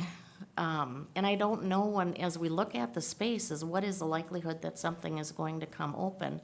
And what's the likelihood that some entity is gonna come along and say, let us partner with you? Because we've been at this now, you know, the first 2 years were fundraising garage sales for people who were falling through the cracks, and now this past year was a setting with even more dignity, having things arranged. But I don't see the likelihood of that kind of heated facility being affordable and charitable is going to come open. Okay, thank you very much. Thank you.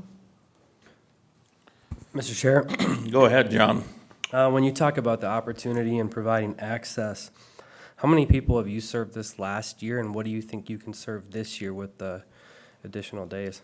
You know, our numbers for a long time were running 3 a week. Since I moved it out to Grouse Road, we had 3 a week just talking on people seeking charity hardship. And then it increased to 5 a few months ago, and now the last 3 weeks, we've seen 10 to 12 families that have been referred by local agencies or that are coming.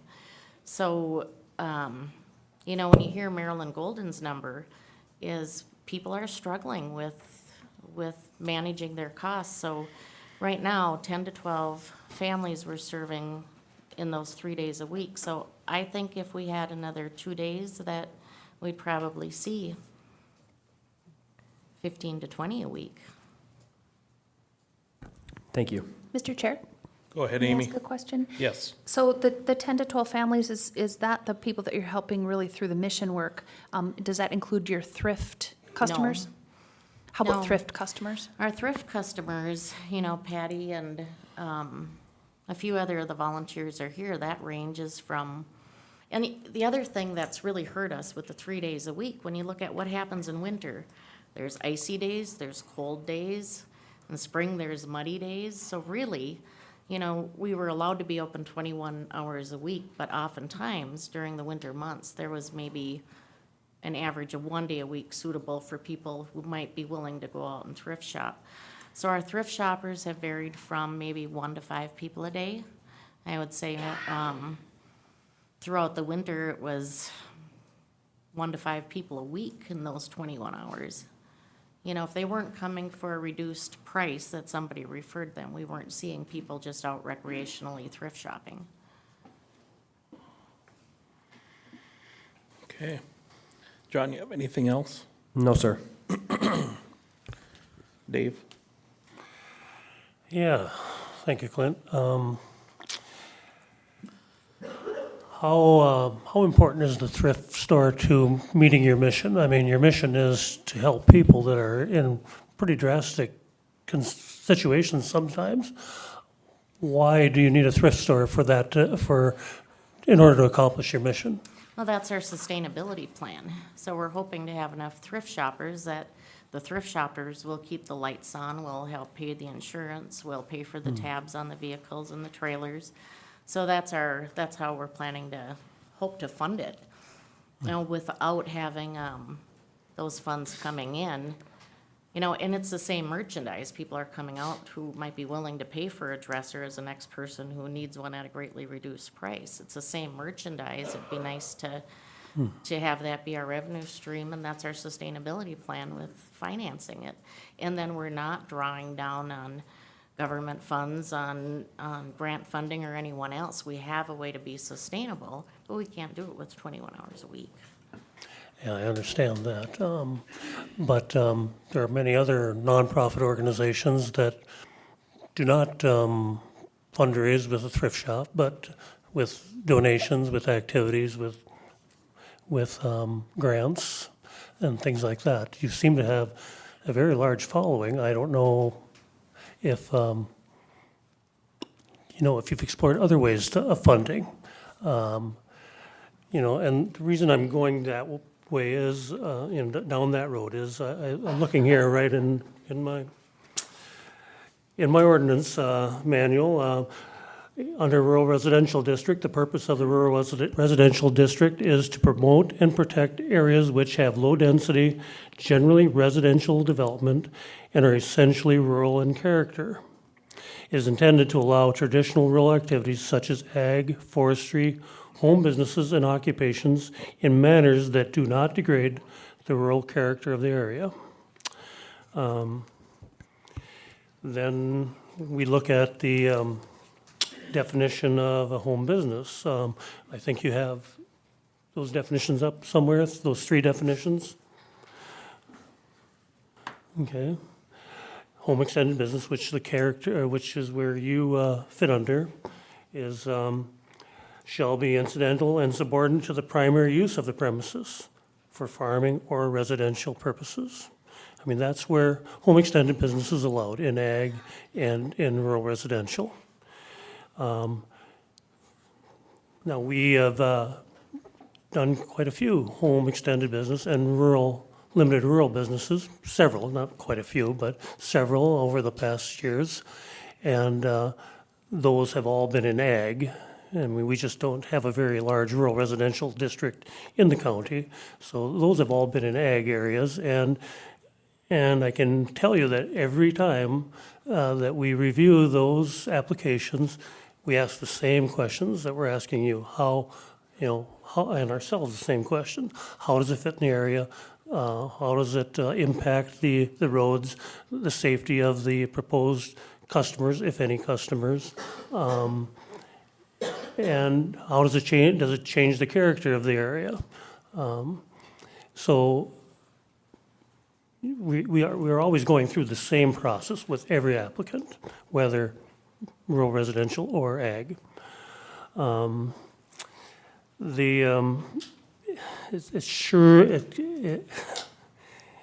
mean, your wish, your desire is for 40 hours. That would clearly not be subordinate and incidental to the primary use of the property, the primary intention of rural residential, which again is, rural in character, some home businesses, but don't change the essential character. That is our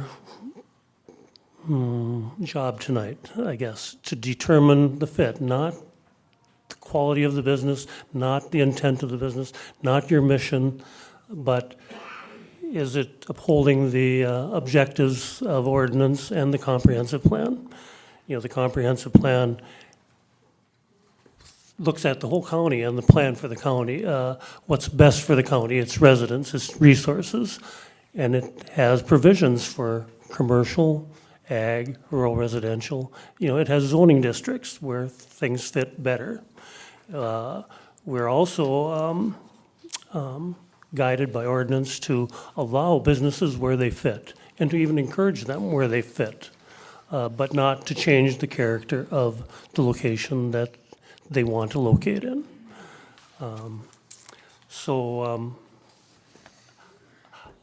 If you could go back to the 5 conditions that were set a year ago. The conditions on Yes, the 5 conditions that were set a year ago. If you'd please go to that. I guess I'd like I think I know the answers to the questions. I think you've already addressed them, but, okay. Parking must occur on site within the designated parking area, not within the right-of-way on Grouse Road. That's been thoroughly addressed? There's been no parking on the Okay. highway. And there's been no complaints either, okay. No outdoor display of items, that's all been undercover and in facilities, okay. Business hours, you've been trying to stay to the 9 to 4, but there's been some now and then, okay. Porta potties are in place, you said you have 2 porta potties in do. place? Mhm. And they're pumped by a licensed? They are. Okay. And now we're at the 5th one, your IUPS sunset. And it's time for a renewal of it as is with these conditions or to add your wishes of 40 hours. Okay? So we're clear on what the wishes are and how you got here today. All right, thank you. Okay, to kind of go along with what you just kind of stated, Dave, the CUPs that are in rural residential, very little. Since 1988, we've had 18 of them. And out of them 18, 2 are cell towers, one's a gravel pit, one's a church, one's even your husband's old repair business, you know, so it's no longer in there. So I don't know how many of these in here are no longer there. So it's a really tough thing when we get into rural residential area. A couple questions I had. So you do have your nonprofit status, right? We do. Yep. One thing I was gonna ask you, and then I just jotted on a note, you know, one of my things was if this wasn't gonna happen, what would be plan B? Okay, well, with that, I was thinking, you know, you're building this up, you're doing a great job as far as reaching out to people, helping the people in the community. So what happens if this is, you know, we continue this way and 2 years down the road, 5 years down the road, 10 years down the road, you're no longer with us? How does this, being this is getting built up to be a great thing, how does that transfer to somebody else, being it's a home extended business? That's one of my thoughts I just had while I was sitting up here. I don't know if you have a Well, plan one of B the- or, I mean, I'm sure you didn't think about what if I tip over tomorrow, I'm not, you know, saying that, but just kind of what would be another plan, you know, plan B if something, Well, the whole reason for this being started is I had specialized training in pandemic preparedness. So I knew that people would struggle during that and after that.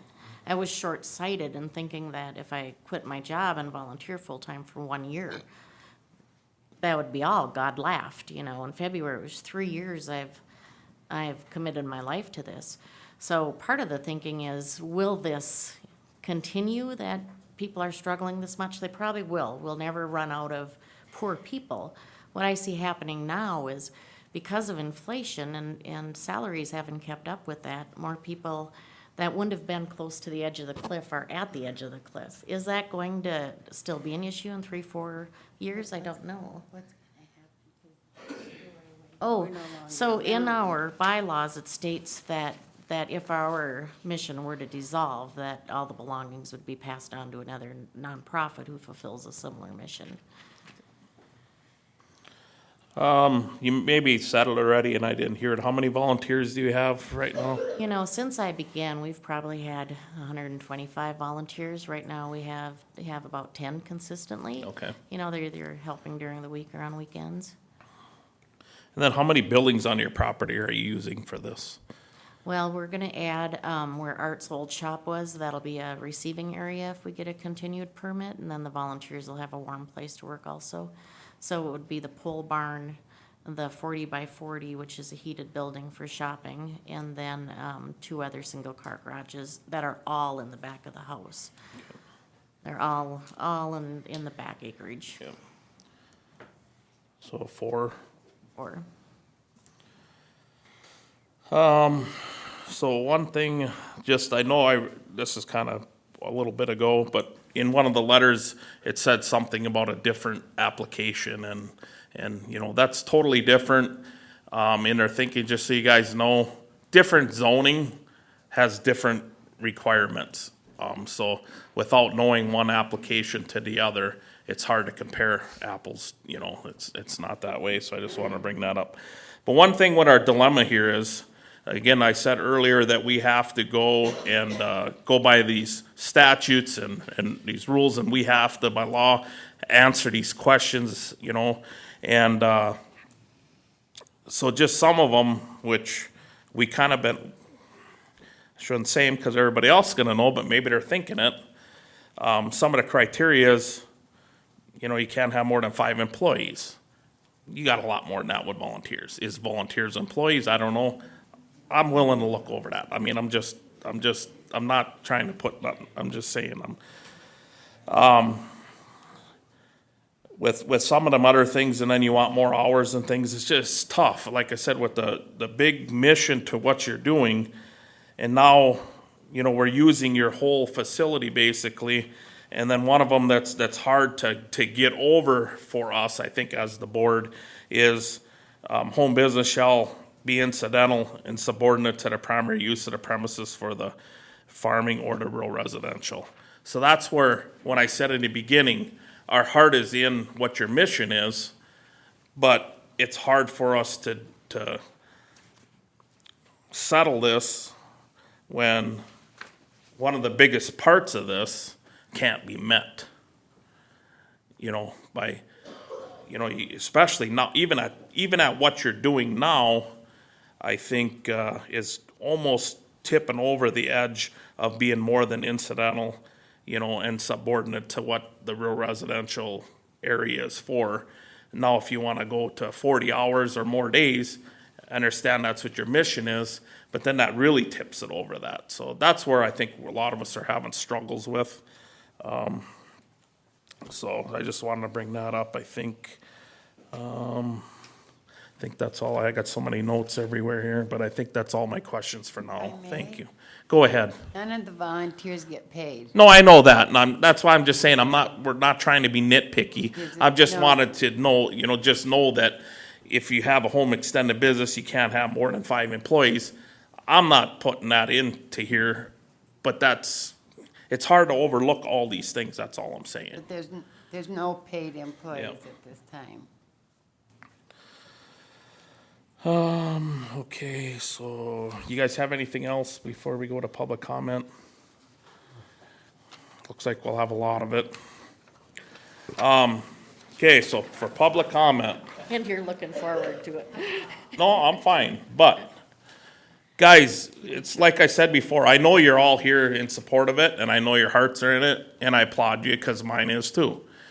But it doesn't do much good to just keep coming up and saying, you know, if somebody says something that you want to say, go up there, say your name, and I agree with so-and-so or whatever. We don't need 10 life stories because we don't have to be up here for 4 hours doing it. I know. We all see. We know why you're here, okay? We do want to hear from you. It's part of the process. But we're going to do a 2-minute time limit. Brian's going to time it. Again, when he says time, please just finish your sentence and be done, and just to give everybody the time and their due diligence to be part of this process. I think that's important. And if there's anything factual that you guys could help us with to help answer some of these questions, that's what we're really looking for from the public.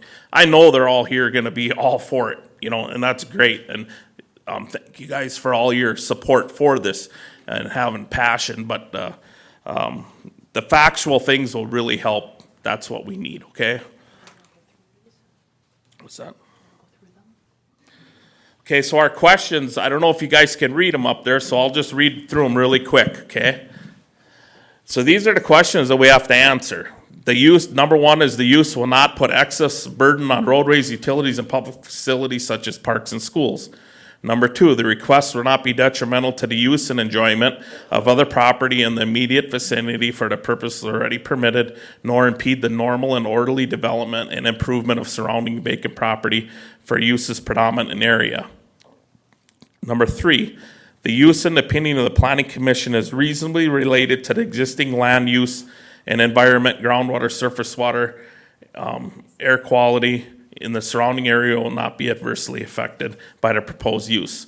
Number four, the use is consistent with the purposes of the zoning ordinance and the purpose of the zoning district in which the applicant intends to locate the proposed use. And that's where we were talking about the performance standards and the difference between a home extended business and a rural residential and all them things.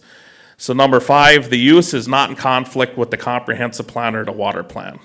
Okay, so that's kind of what we're tying all these things together to be able to answer some of these, okay? So, yep. So at this time, we'll do public comment. Again, one at a time, go up to the mic, state your name for the record, and say what you have to say, either for or against this application. If you have a question, we will write it down and we'll answer them at the end of this session. So go ahead, sir. Mike Duff, D-U-F-F. I live in Freeport in a rural setting. But I think hanging up on number 4, consistent with the purpose of zoning ordinance, I don't know, this is more like a mission and a retail store. So as far as I saw, traffic has not been a problem, and there's a large well-made sign to allow people to see where to turn into the property. Because I know when I first went up there, I kind of went past it, So it's a professionally made sign, so you're gonna have people turning around in other people's driveways and, destroying their serenity. And there's ample amount of parking space available. Julie said there's at least 10. And I don't see it as a pollution problem. A lot of those items would end up in a landfill if they weren't sold or given to people that were in need of such items that can't really afford at the time, And I don't think there would be a noise problem because she has 5.5 acres and all of the business is done inside the pole shed except for the deliveries. Now, that might make a little racket with the trailers coming in.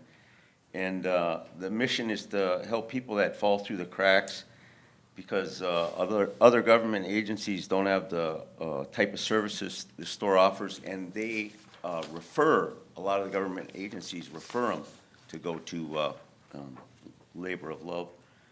And I've never seen anything other than wood burned in that wood boiler, so I don't know what they come up with the nauseous fumes and you can't go outside, so it seems a little bit stretched to me. But yeah, I know you guys have to go by ordinances, and I know, this thing saying you don't have a heart. We all know everybody's got a heart, So I know you got to go by regulations, but, maybe just keep in mind, make a good recommendation to the board. Thank you. Yep, thank you.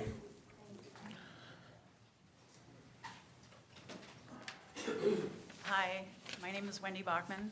I was saved by Labor of Love. I was homeless for the last year. I had nothing since my fiance passed. Now I have been a volunteer for Labor of Love. And the way, if you looked at the map that was sent up, everything is in the back. It is protected by trees. You cannot see anything from the neighbors' sides. It is very secluded back there, and what goes on back there is very secluded. We recycle everything that we can. We donate what we can to other foundations and 501c3s. we help as many people as we can. The traffic is not bad. I live on the street right next to it, so there's not much more traffic on that road as always. It's pretty much the same. You got a few new cars, but that's about it. There's not a lot of noise. There's not a lot of commotion. It's not like everybody's having a big party there. It's very professional. It's in the backyard where nobody could see it, nobody could hear it. There is no problems with parking or anything of that sort either. Thank you. Okay, I tried to write down things so I could keep facts, okay, you guys? My name is Kendra Halverson. I have not had to go into labor of love in a full need for myself at any point, but I do work at a group home. And at the group homes I work at, we work with people that are independent. So they actually live on their own, and I'm an IHS person. I go out and work with them in their homes. We've got 4 or 5 different people right now trying to move into an apartment. Okay, they're getting disability or Social Security. It's not very much. And housing is not awesome around here right now. So just getting them to get out and be on their own, we've relied on labor of love to get them dressers, beds to sleep on, very important, okay? It's things they can't afford. So I tried to write that down. In a whole week, okay, there's 168 hours, right? So she's got 21 of those, 168 hours, which is 12.5% of a whole week, okay? So even giving her 20% of a week would be great, and the Saturday, a weekend. I know personally, working with the people that I work with, it's really hard to get some of these people out between 9 and 4, Wednesday through Friday. It's impossible for some of them because some of them have to be out there on the weekends. Also, the 10,000 square feet she's given, she's got 5 acres. She's given 10,000 square feet, that's what she's using right now. That's what she had said, 10,000 square feet. In 5 acres, there's 43,560 square feet in 1 acre, okay? So in 5 acres, there's 217,800 square feet. I'm not arguing with all your guys' things that you have to say, but I do feel like she's taking a small portion of what she's using, or what she has to give, and she's using that small portion, and she's doing it smart. She's doing it to make it okay. And I know I've been out there several times with several of my people that I work with, and not once have I ever smelt anything that's putrid or anything to that matter. It's never loud and it's never crowded. So I don't understand where some of the other complaints were coming from. But I appreciate your time. Thank you so much. Thank you.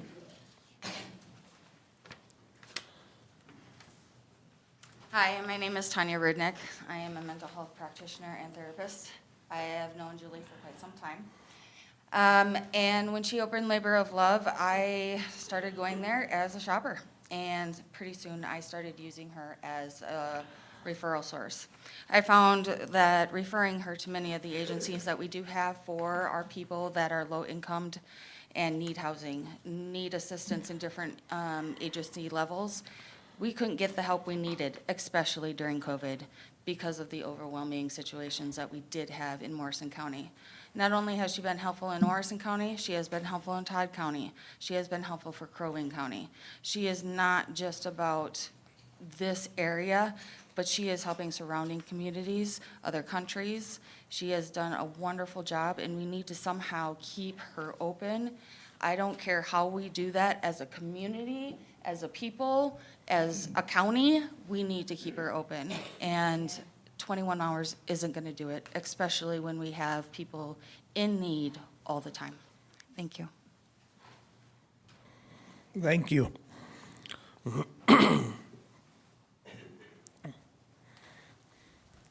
Hi, I'm Leisha Wall. And originally I had wrote something that was more life forward.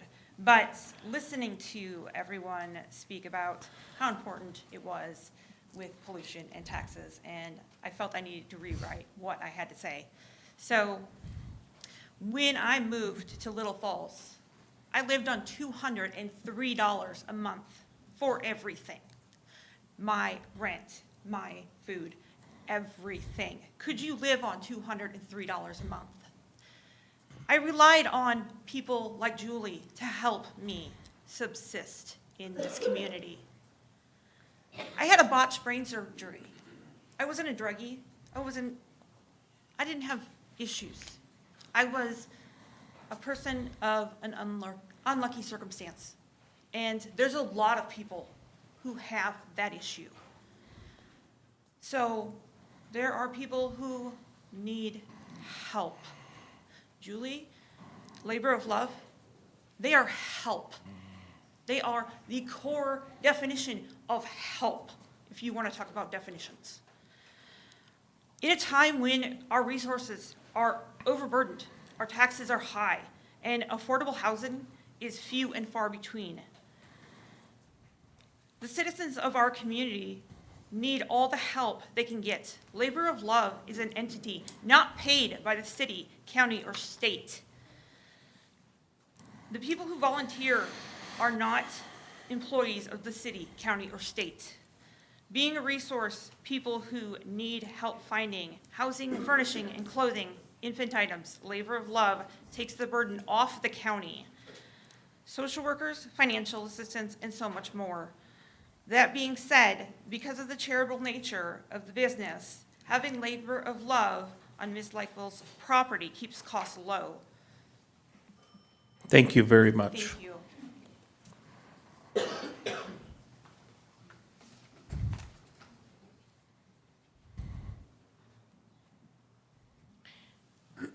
Good evening. My name is Rebecca Fulford. I'm Matt Crowder's sister. If you would Google in Google Maps my address, there'd be a big red dot and it would say Labor of Love. That's how close I am to Julie. I'm right next door.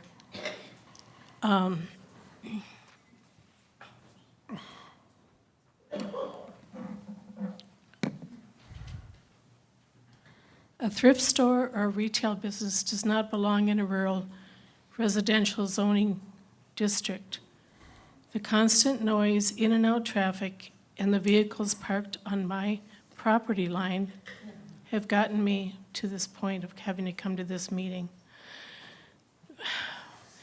You said that there were no police reports about complaints about smoke or anything? I didn't receive any. It was, I don't know, something that you said.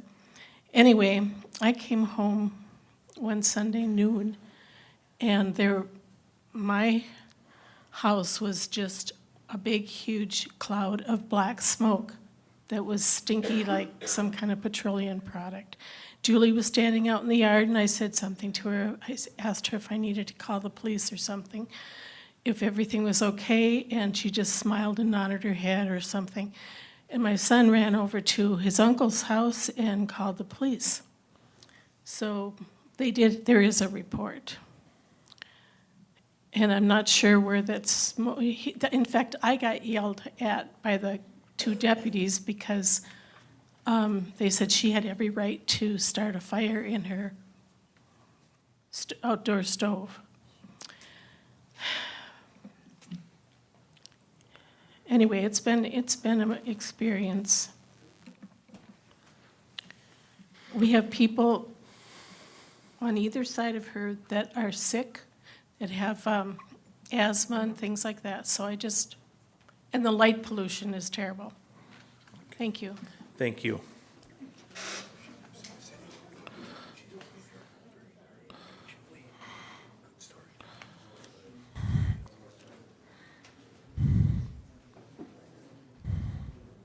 My name is Sandy Ross. I believe Julie needs some more hours without her income through her thrift store. I would not have just been able to move. She paid for all my gas, everything. So more hours would open up more opportunities for other people. So I think she needs more. Thank you. I'm Trace Meyer. I'm a mental health professional. Been blessed to provide mental health services to this community for the last 16 years, 14 in community mental health. I'm also one of her referrals. When I meet any clients in mental health, the first thing we have to look at is their basic needs. We cannot provide services, I cannot provide effective services if the basic needs are not met. And so when I send my clients to Julie, I know that they will get their comfortable bed, I know that they'll be warm, and I know they'll be clothed. But I also know that they're going to be greeted by a kind human being that will help my clients not be isolated and alone. Because with mental health, that's one of the biggest things, is that when we have a mental health condition, we feel isolated and alone. As far as accessibility, I spend a lot of my time as a mental health provider starting with case management. How do I get my clients to come see me? How do I get them to be able to get out of work so they can see me? How do I get them to be able to come get to the county to get their services met? And with limited time, a lot of my clients are dependent on people who do work that aren't able to access that during that limited time. Unfortunately, mental health is prevalent. I actually just opened a mental health practice here in the community. Within 2 weeks, I was completely full with my 30 spots. I was looking for spaces around here, and one of the things that really struck me with this location and opening a business front is my client said, I need privacy. I'm not gonna go and ask for help on Main Street where people are gonna be looking at me and say, hey, we got problems, like, hi. And so just allowing some space in the rural area is a good place to provide privacy. And I know all of this has to be taken into consideration, but just remember, we ask her to move into the rural community. What does that do for being able to help those people who aren't going to show up because of privacy?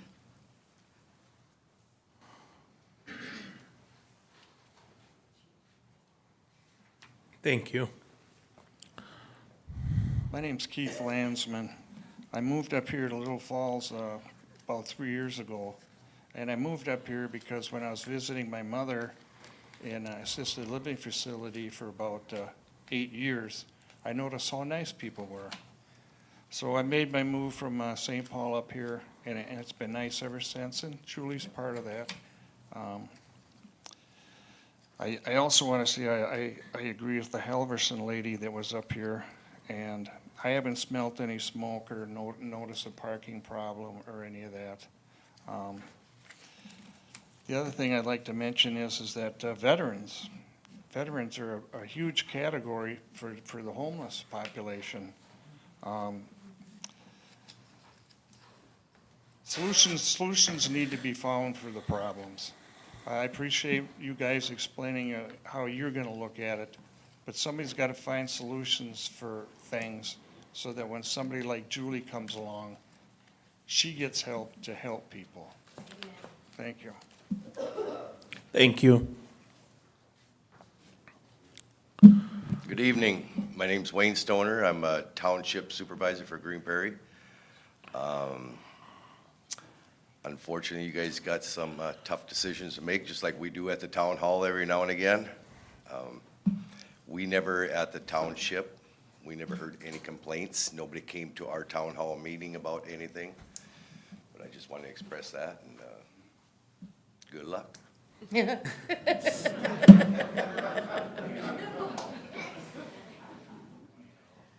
Thank you. Hello, thanks for allowing me to be here. My name is Zoe Lord, and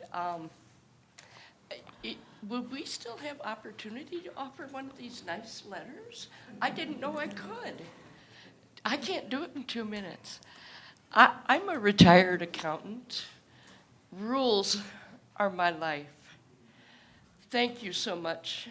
I respect your positions, why you're here doing the job you are. And thank you for your patience and your consideration and your appreciation for what Julie is trying to do. I'm new to Little Falls,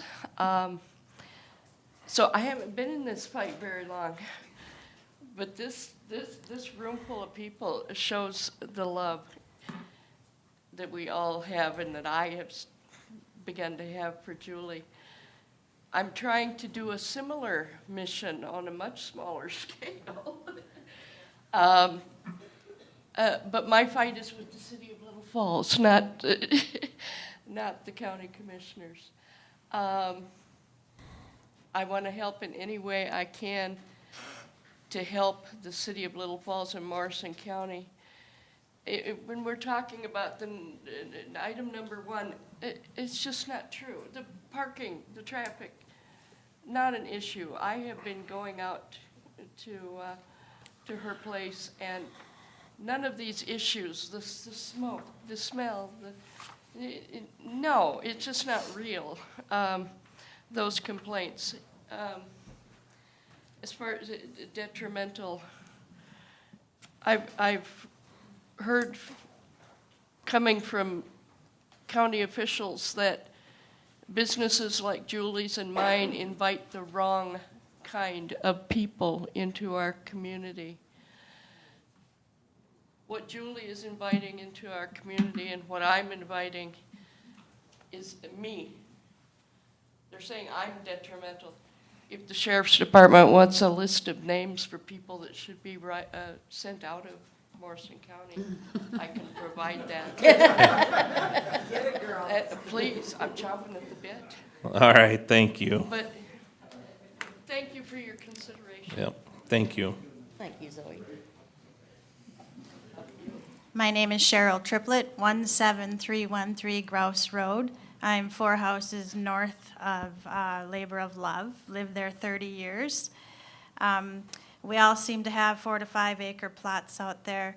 I have not noticed any increase. You wouldn't even know that there was a business there or a thrift shop there. I have been a shopper, a donor, and a neighbor, and no parking on the road, no smoke, no issues at all in enjoyment of my property in the country or going past multiple times a day to town with her business there. So thank you. Thank you.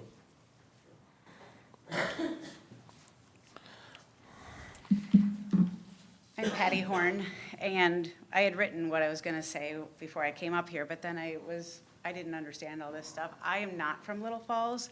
I'm up from Pillager Brainerd, and I laugh a little bit when you talk about the noise and pollution. I'm not sure if you've ever lived next to a dirt biker or another. I have people burning all the time, my neighbors, and I've never once went and complained to them because I burn, and I'm sure a lot of us, if we are honest, we've burned a few things also and had smoke going into their neighbor's yard.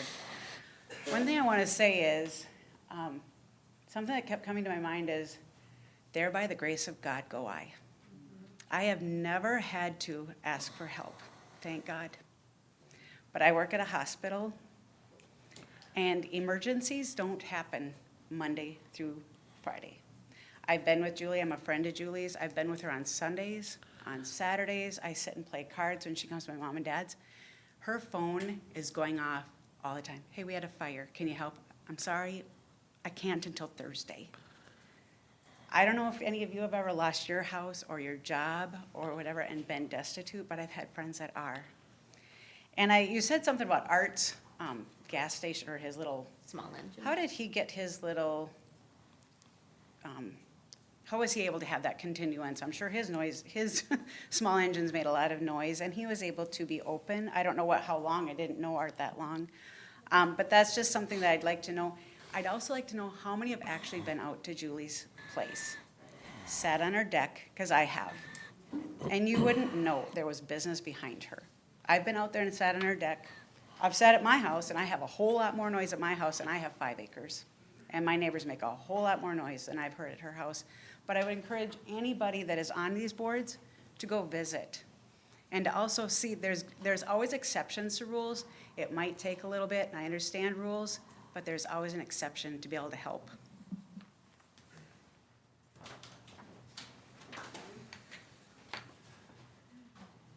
Thank you. Hi, my name's Ron Garby, and I was a homeless vet. That woman right there saved my life. Talking about pollution noise, what about all the ATVs that run up and down that road that I've listened to day after day when I go out and visit her in her living room? We talk about that. I don't see any cars parked out on the roads. And as far as the wood burner that the other lady was talking about, the wood burner. Her wood burner was vandalized. Me and Scott had to take care of that. By who, we don't know. But we fixed it, and it was taken care of. I don't know if that was the day the woman was talking about. But everybody knows what wood smells like when it's burned and what tires smell like when they're burned. And I'm sure a lot of farmers have burned a lot of tires in their day. Okay, and employment.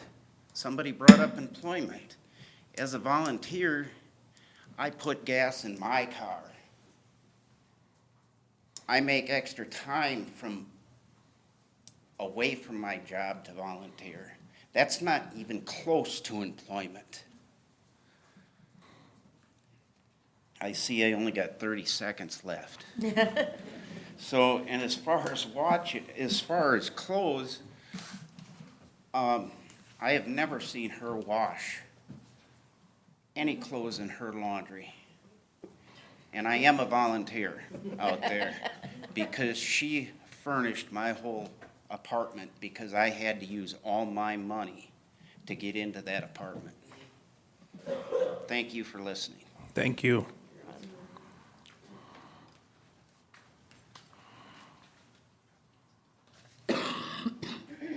Shelby Miller, 17571 Grouse Road.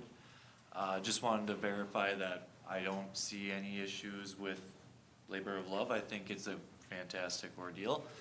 The roadways have not been used excessively. The park across the street, Charles Lindbergh, that still gets used regularly. It does not have any effect on the Labor of Love. I believe everything is in the backyard. I do not see or know that a business is there besides the sign that is posted clearly in the front. I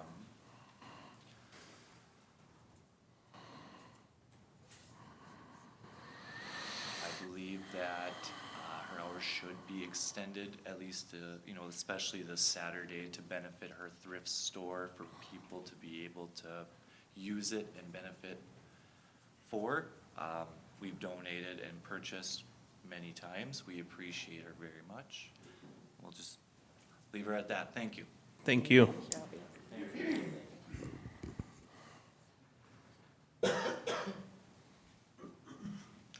Hello, my name's Kathy Honer, and I was a clerk treasurer for 8 years in Morrison County, in Royalton, and I was a social worker here for close to 20 years. I just see the need for Julie. She's done a great job, and I keep thinking, oh, where was she when I could have used her? Because sometimes these emergencies happen, at 1 o'clock in the morning, and then you put them up in a hotel, and that's taxpayer dollars. You're not charging any tax money.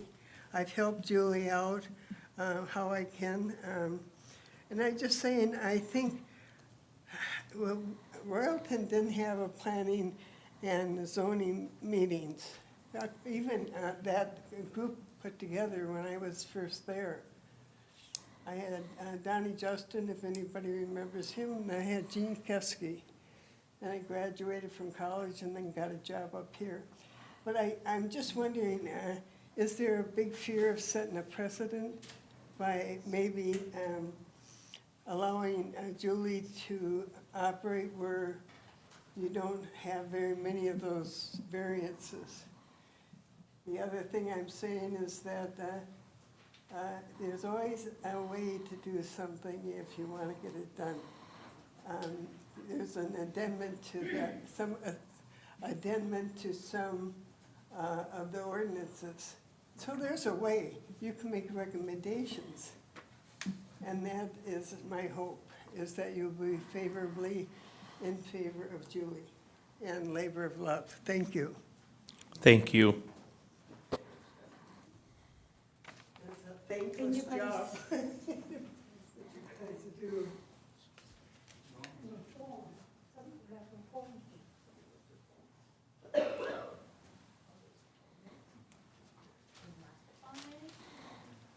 Randy Kraft, a supporter of Labor of Love. I guess I'm gonna second that, if you guys want it bad enough, if you guys wanna allow her not be able to, have a business out there, that's your choice. I do understand where you're coming from, but farming's a business. You know, your neighbors, you don't get to pick your neighbors unless you have lots of money. If you want, you know, farming makes smells, farming wrecks roads, farming is kind of a nuisance. You know, people having old tractors, that's their livelihood, that's farming. Frankly, it kind of looks like a junkyard to a lot of other people that's not farming.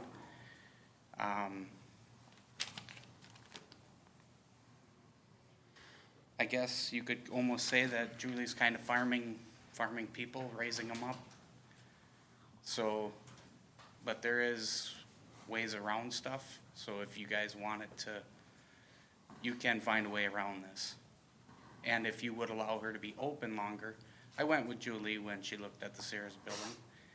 And, you know, the only way she's going to be able to move to a different building is to actually be open enough to make money so she can buy something.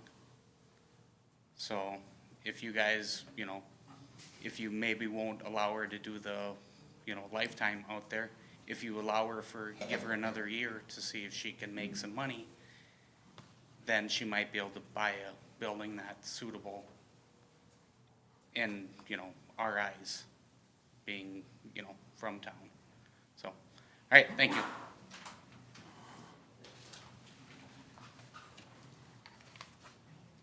Hello, my name is Leanne Ward. I am from Randall. I work here in Little Falls as a mental health practitioner for a 90-day program for people with severe mental illness called an IRTS. I have brought clients out to Julie who have literally, they come out of the hospital to us typically, and we've only been open since December, and I think out of like 13 clients, because we only provide services for 6, we've brought 7 out to Julie because they literally come to us with the clothes on their back. And so if you went into the hospital into the fall, you get there in December. I mean, we had a person who showed up in flip-flops, no jackets. So, I mean, you already know the good mission, but I want to tell you how nice it is to bring them to a place where it's nice and secluded, where people have their dignity, where they don't have to fill out a bunch of paperwork and tell people their story. But it's clean, it's neat, it doesn't smell, there's plenty of parking, it's a friendly face. It's the only resource that we have in this county where I can do that. And so if we have a client that comes in on Friday with nothing, they have to wait till Wednesday to be able to change their shirt. I mean, that's a long time, and I don't know if any of you have ever had to do that. I'm lucky enough that I have not had to do that. So it's very beneficial, it's a great service. It gives people hope, you know, that people care. So, no traffic issues. It's a wonderful place. So, thank you. I think it behooves the county to keep this place running somehow. So. Thank you. Hi, I'm Lisa Harmon. And as a person that works 40 hours a week, I would love to be able to get out to Julie's. The only time I can is if I happen to take a day off or take some extra time off during the day. So being restricted to 9 to 4, I work till 4:30. Many people work till 5. There's no chance to get there. So that's why I would like to see her hours. She does a great service to many people. And it's not only to those that are in need, it's to those too that like to thrift shop, maybe need a little extra help because things are so expensive that even when you work 40 hours a week, sometimes your budget just doesn't stretch far enough. So I would really like to see her hours extended and days. Thank you. Hi, I'm Scott McDaniel. You have a wonderful opportunity to assist the Mother Teresa of Morrison County. I encourage you to do so. Well, remember these words, humankind, be both. Have a good night. Thank you. Hi there, my name is Kent Ginter. I live north of Julie, about a quarter mile. I got 20 acres there. According to my estimated tax value of my place, it ain't downgrading my land at all, my property. I go by that place 10 times a day. I have never once had an issue with a car coming in or out of there. And as far as the road goes, you can't even tell her business is back there. And what she is doing is a godsend. She's doing this community a wonderful, until you probably never needed nothing like this, none of you. There are people that need her. And I've donated. I lost my wife to cancer, and I gave all her clothes to her. And that was a blessing for me. So please, give that woman what she needs. Thank you.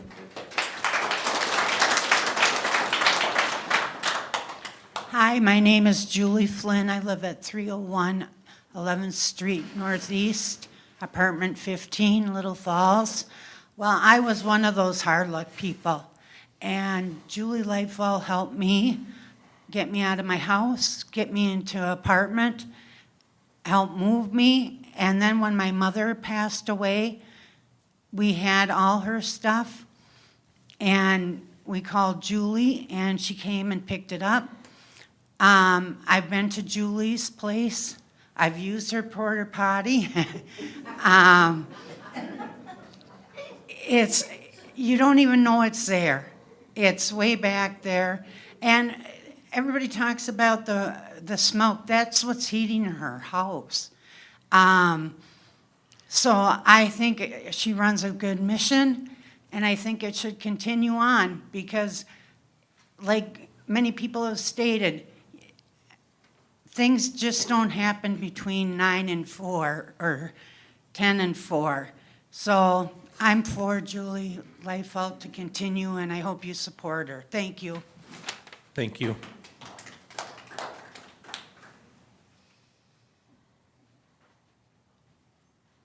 My name is Michael Morrow, and I've lived in Morrison County for 30-some years.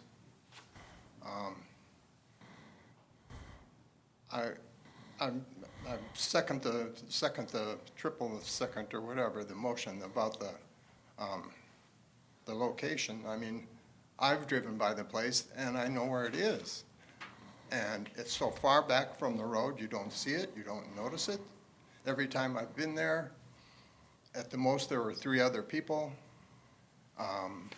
Never any parking problems. The only trouble I have is that it's not open often enough. And I've been on both sides of being a donor and dropping things off to being someone who is a customer. And I don't know. I mean, when I moved into Morrison County 30 years ago, I moved from a county that was a lot more prosperous. And I don't know. I mean, the problems that I see or that I hear about are from labor of love. It's like a drop in an ocean compared to the good that it does. And I'm dumbfounded by some of the questions that were asked. I mean, how many people come asking for a permit for something and they get the question of, well, how much longer are you going to live? I mean, that flabbergasts me. I'm embarrassed in a lot of ways by what I've seen here, and my heart. All these people just makes me have faith in the human race. Thank you. Hi, it's fun to be back in Little Falls. My name is Susan Crary Lossing. I was raised in Little Falls and made connections back during COVID when Julie started the Zoom group. And I just want to say what she's got going and what God has led her to do. We need to support this somehow, some way, because look at all the good that's coming out. Lives are being changed. I've watched the Julie move, and I've watched the Sandy situation, and the things that have been done. And I sold a house in Eden Prairie, and I said, I didn't know what to do with this furniture. I gave it to Julie, and she blessed a lot of people with it. And you know what? Sometimes you do what God has called you to do, and that's what she's doing. And yep, sometimes there's man-made rules in every religion, every politics, but you know what? Find favor, find grace, and work through it. Let's surround her with your love and financial support. And I have done that. But how do we keep this going? Because there's a lot of good. And I heard a pastor speak last week, and he said, we're all lifeguards. We're all handing each other that life jacket. And how do we keep this going? And if it means more hours and it's not hurting anybody, one or two, I mean, maybe they have to work through, but we all have our purpose in life and a process. And you know what? I commend you for being obedient to God. And you know what? Sometimes there's a price to pay. So with that, I think it's been a great night. I'm impressed with every one of you and your questions and your insight. And I just hope you saw the need and the love that we are behind you financially, spiritually, and we're going to be praying for you that God finds favor and grace to keep helping people that are drowning. And she can throw that life jacket and that oxygen machine. So thanks. Thank you. My name is Shirley Hines McDaniel, and Julie was a lifesaver for a very sweet friend of mine named Sue Mormon. And this was very recently. She's confined to a wheelchair, was in a rundown mobile home, was really needing a change, had lived in that state for years. Her dishwasher had run down, had boxes packed, thinking months before she would get into assisted living. And suddenly the opportunity came for her to be in assisted living after this wait. And she felt helpless. And her son was an over-the-road truck driver, wasn't able to necessarily help her when the time came. So suddenly there was an opening in Pillager at assisted living. How was she going to get there? She sobbed. She called Julie up crying. She had been referred by another friend, Mary, to Labor of Love. And Julie was amazing. She said, honey, we're going to get it all straightened out for you. She sent people over to pack boxes for her and get her ready for the move because she was under a time frame. She could only get there at a certain time or it would go to the next person in line for assisted living. She made sure that she got a place for her cat and got her safely to a new place that will be a much better residence than what she had. So I thank you, and I want to say that you were Jesus's hands and feet on that day, so thank you. God bless you, dear. Thank you. Harold Hennigan, 15105 Shoreline Drive, which is just off of Grouse Road. I drive up and down that road sometimes 15 times a day. Never had trouble with traffic. I work with Julie when I have time and when I have the things available to donate to her. And when I need another pair of blue jeans, I go down there and I make sure I donate some money and get some. So she's a godsend to not only those that are in definite need, but somebody that wants to save a buck and give her some money to help some of those people. And as far as these things up here, the only one that I have a problem with is number 4, and I think we need to change that because I don't believe it. As much junk goes on out there in that part of the country, four-wheelers and idiots on motorbikes and things like that running up and down a maintained lawn for no reason. There's a lot of things out there that need to be taken care of before we take her license or permit away. And I think you need to add hours and add all the days she asks for so that she can take care of the mission that needs to be taken care of. She takes care of veterans. She takes care of all of us.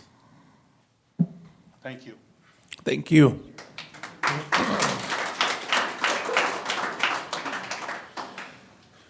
name's David Post. I've lived in Morrison County most of my life.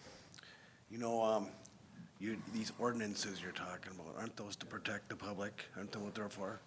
Is that to protect the population? I don't see she's doing anything illegal or wrong, you know. In fact, it sounds like she's doing everything right.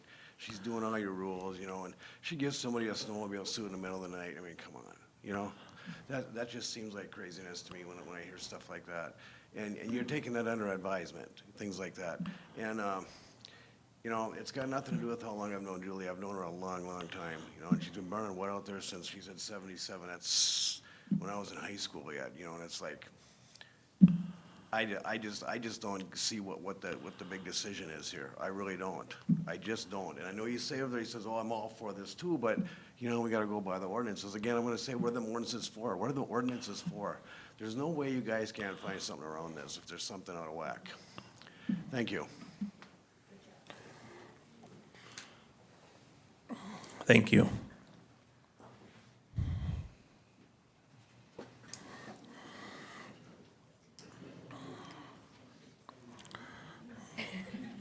Hi, I'm Kathy Callhammer. I live in Little Falls. And I agree with what everyone else has said.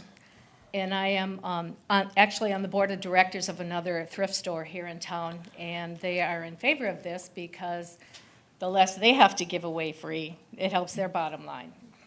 But they do support Julie and her enterprise.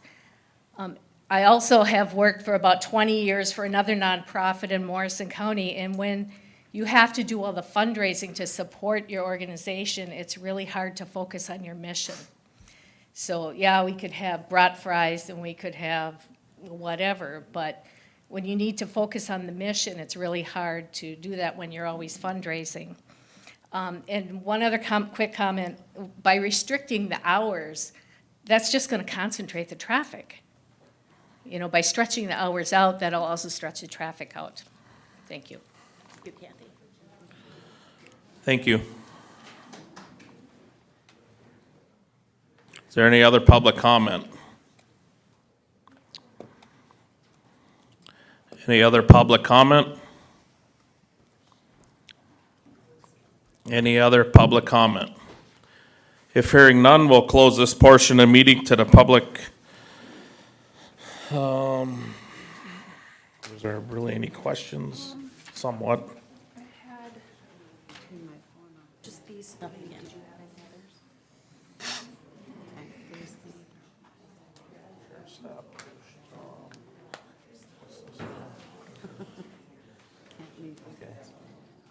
What I had a couple comments on a few things.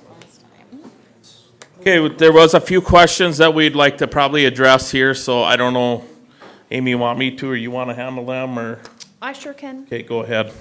Okay, so the first question, I guess, was maybe to me that I hadn't received any complaints or police reports. They just hadn't been forwarded to me. So I know of no knowledge of police reports. So the next question was, how was the small engine repair established? That was a conditional use permit back in the day. Lots of things change, and so it was legally established, and since it has ceased operation, the permit isn't valid anymore. And then the last question that I had jotted down was, is there a fear for establishing a precedence by granting this? Each of these requests are reviewed on their own circumstances and merits and information. So there really isn't such a thing as anything that would set precedence, because the facts and the information that is taken into consideration for each and every request is different. And so these are all looked at on their own merit and set of circumstances. I believe that's all I have, unless you had something else written down, Mr. Chair. Not really. Just one comment is, I didn't mean anything by his comment with living. I said it wrong. I was just looking for what, I fully understand you know, what just you what, meant. we all gotta fully have, we all understand. gotta have plans for what's gonna happen if this Yes. turns into be a huge thing, which it is turning into that. We as a community would like it to keep going, so that's why I asked that. I fully understand. Was no disrespect towards that. Well, and it's something that we had already addressed too, so. There was a lot of comments about there's ways around this, so county attorney, what's the ways around this? I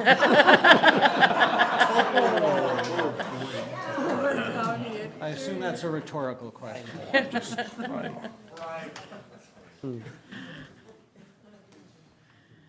Yeah, I know. We just have to change. So anyways, that's just, we're gonna move on to any, before we get to the criteria questions, does anybody on the board have any more dialogue or questions or need some clarifications on some things? Mr. Chair, Go ahead, Brent. maybe for Amy, I just want to make sure I'm reading this right. So the interim use permit request is requesting a lifetime permit to operate Labor of Love at this location. I don't see where it's a request for the hours to change unless we condition that. Mr. Chair, at the time of application and the writing of the staff report, that's what had been identified in the application. I had circled back to Ms. Lightfall to ask if there was anything else, so those details could be given to you prior within your packet and not heard and being considered for the very first time here at this hearing. So that was something that Ms. Lightfall had added after she had submitted her application. And then it was included then in the staff report. All right, so that's just how I wanted to make sure I understood that Yes. correctly. Yes.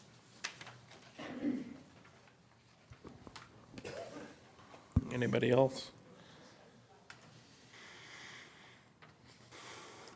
Mr. Chair, just Go ahead, Dave. point of clarification by Julie. I believe you had said that probably you're serving 10 to 12 folks per week that are in kind of emergency type things, situations in need of specific things for living. Okay? Thank you. Mr. Chair, Go ahead, Marv. this hits home very personal for me, and anybody who knows me. I basically have to quit my job to care for my wife. She's handicapped, and and for me to come here, I got to hire someone to watch her. So here for you, with your testimonies, I understand this firsthand. And so this is a two-way street, but I just wanted you to know that, and the board members are very conscientious over a lot what goes on here. So they're just trying to follow ordinance, but I just wanted you to know that we think about a lot of things while we're here. Okay. I think I guess my comment would be, I sure hope you wouldn't turn anybody away in emergency. I know what the hours are. And that's more for the thrift part of it. That's where personally I got a struggle with. The mission on the rest is awesome. I mean, again, like Marv, nobody knows nothing about us. Me and my wife, we foster for mentally disabled people. There's a need for a lot of things. It's the thrift part that it's turning into more of a business. It's the other part that is just super. So that's where we're struggling and with the hours and them things. But that's just a comment. Anything else, guys, we'll go through? The final decision is, we're just trying to get all the information here, so. Okay. So question one, the use will not put excess burden on roadways, utilities, and public facilities such as parks and schools. Start with Brent. Well, to start off with, we received the letter from the Highway Department, and County Road 213 hasn't put any excessive burden on them. Everything seems to have been met from the conditions that we put on there last year, and this started, if we remember correctly, last year when we reviewed this, it started from an after-the-fact request. That's how we got to where we were moving forward. And one of the things that we needed to address was that there wouldn't be any on-road or problems of that nature. It seems that that's been met, and the signage is in place to pull people in. We discussed that last year. It's good when we put conditions on so that there's things to be followed, so that there aren't neighbor complaints and there aren't traffic issues, and we're addressing public safety concerns.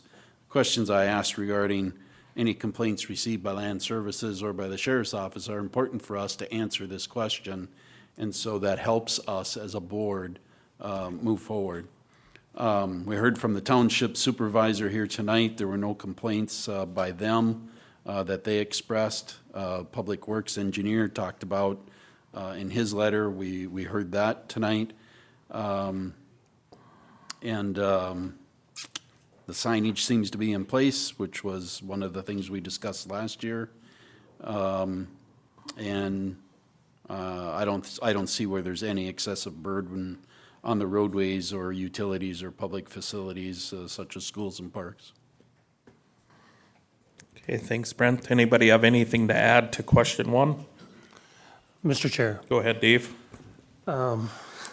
Excessive burden is kind of in the eyes of the beholder, to a certain extent. I agree with what Brent said and what Mr. Hennon had submitted in his letter. No excessive wear and tear on the road, any of that. But if you're living right next door, it may seem a little different.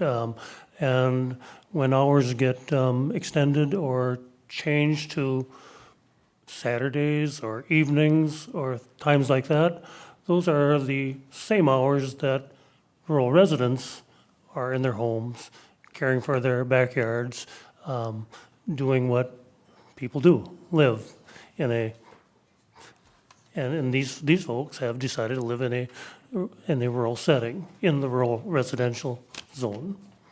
So again, excessive burden is in the eyes of the beholder. Okay, any other comments on question 1? If not, we'll move to question 2. The request will not be detrimental to the use and enjoyment of other property in the immediate vicinity for the purposes already permitted, nor impede the normal and orderly development and improvement of surrounding vacant property for uses predominant area. Dave Stish. Okay, the request is for 40 hours a week, and that would be Tuesday through Saturday, I believe the request is. And the hours would be, till 6 p.m., I believe. That would put an excess burden on the neighborhood. And I think we all know here that the excessive burden is really coming from the thrift store, not from the mission, not from the 10 to 12 people per week that that are truly the heart of this service and the purpose of this service, mission to others. If that's what the request was, and it wouldn't have to be 10 to 12, it could be 20, I don't know what the number would be that might be limiting, but I don't know that we would be, I'm sure we would be looking at very much less restrictive hours, and most of that could be done by appointment even, and probably is done by appointment. And can be planned. And then your inventories could be much reduced to just meet the needs of those people in need. But the request before us is for 40 hours later in the evenings and Saturdays, and to continue operating a thrift store, which has a very large inventory. So that would not be using the property in a reasonable manner, and it is not a manner that is permitted by the county, by the land use ordinance. Okay, anybody else like to add anything to question 2? Mr. Chair? Go ahead, Brent. I was just, reading through some of the information on our packet when this was before the county board on May 24th of 2022, one of the last things that was mentioned there was the ability to review alternative business hours if the IPU is requested to be renewed. And I think that's what we're looking at here is that this started as an after-the-fact request due to heavy traffic on the road back then. And it came before us as a planning commission to look at that and to try and come up with some recommendations that could be followed and give some guidelines. We did that. The county board then reviewed it. Obviously, they approved it for a one-year period of time to see how things go. My comment on the continued operation of this would be, if I looked at this, there were complaints that were generated which prompted the after-the-fact review of it last year. Since then, there seems to be less complaints this year from what there was before. And so I'm comparing that to this, and that's where we need to look at if we do approve this and move forward, do we need to address that alternate business hours that are requested? Obviously, you've requested them, so we've got to review them. That was a direction from the county board of last year as I read it. So that's a struggle for all of us up here. That's what we're going to do tonight. Anybody else have anything to add to question 2? Mr. Chair. Go ahead, Dave. I'd like to go back to my comments and just rephrase it a little bit. I sometimes get mixed up with reason number 2 on board of on Planning Commission and Board of Adjustments. And and number 2 of the question is not about reasonable use, but it's about enjoyment and use of the property, which my comments were related to. Okay.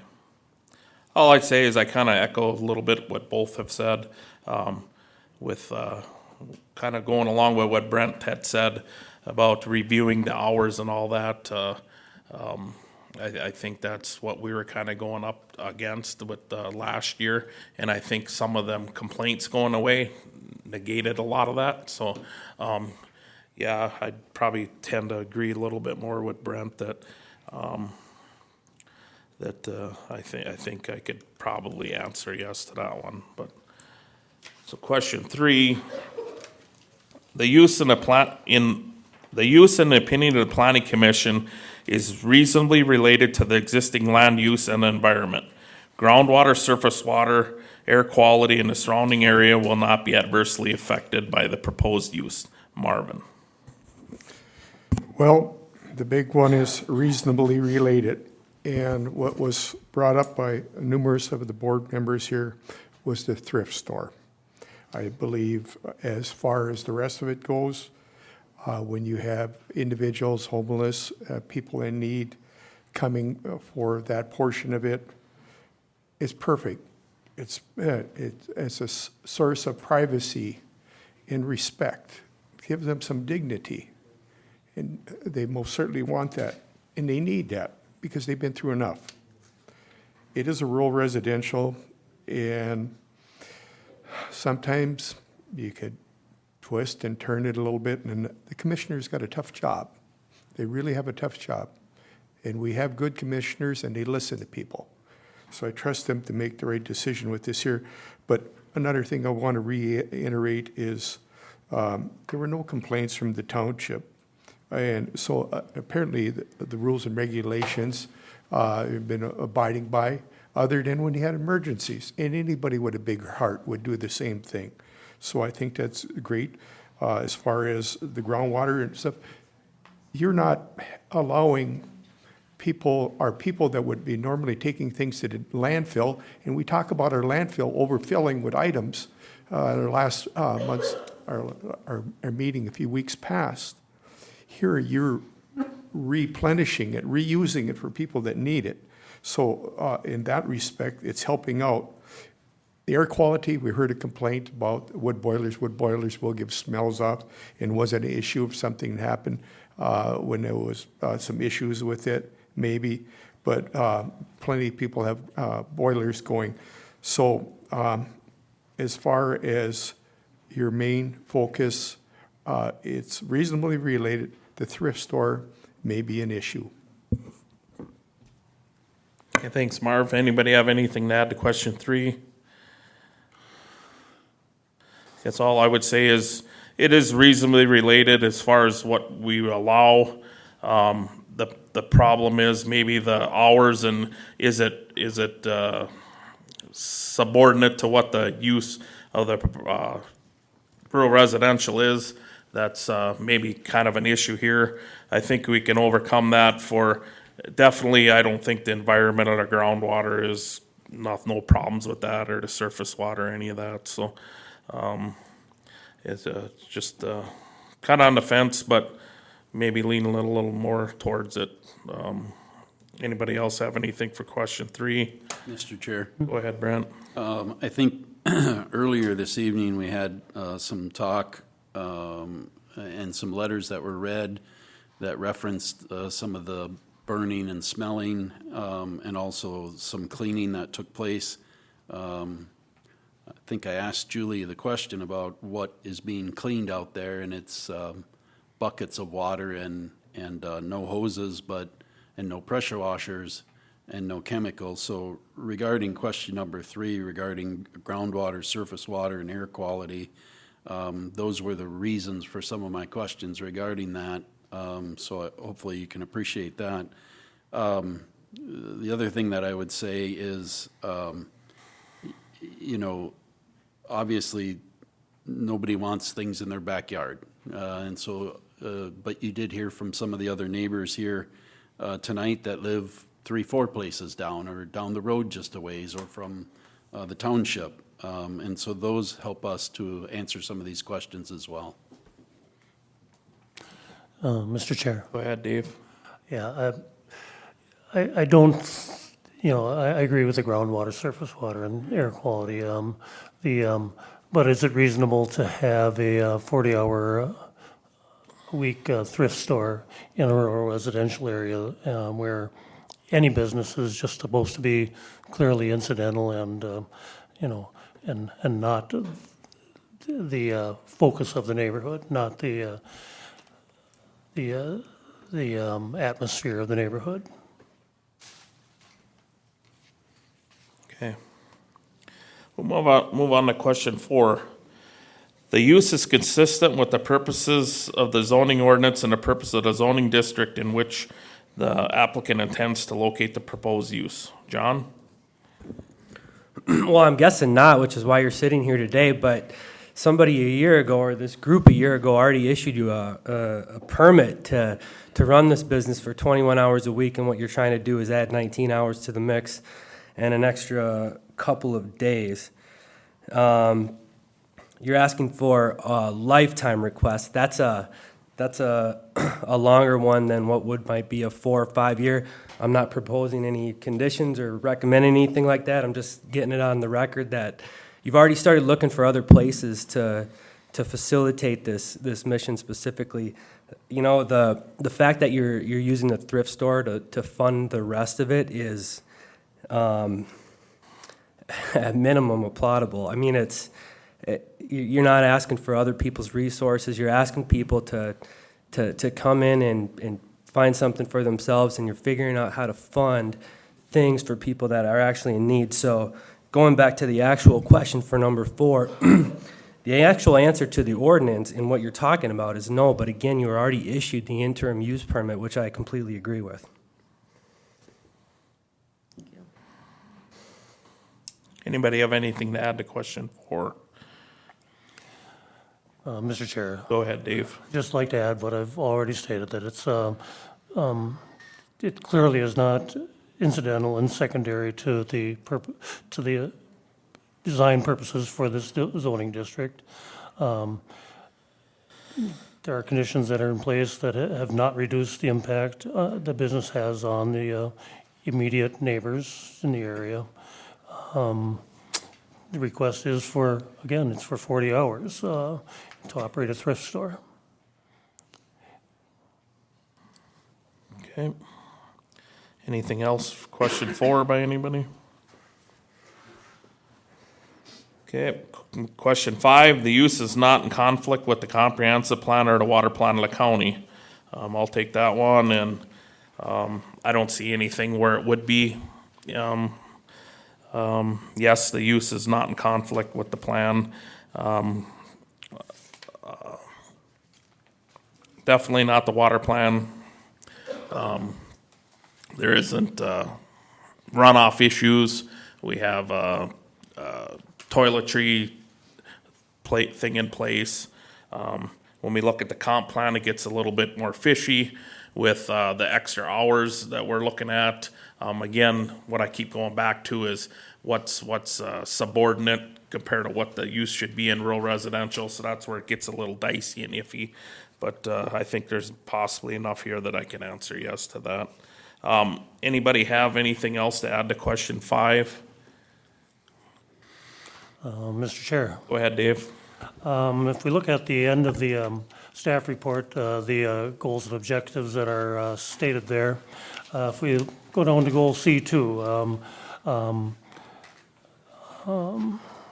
allow a variety of business and industry consistent with the rural settings of the county in areas that have access to infrastructure and services where they will not create unnecessary conflict with other land uses, unnecessary conflict. Objective number 2 below that, mitigate impacts of these things whenever possible. Objective number 4, reduce the impacts of businesses that would be inappropriate for the area. Objective number 7, best suited, focus on accommodating business and industry that is within the unincorporated parts of the county that are best suited for rural settings. This, if it was a more limited business that just, the 10 to 12 per week without the thrift store, there'd be no problem fitting it in here. It's the thrift store that is the reason that I will be saying no to all of these, answering no to all of these questions based on the request that has been put forward.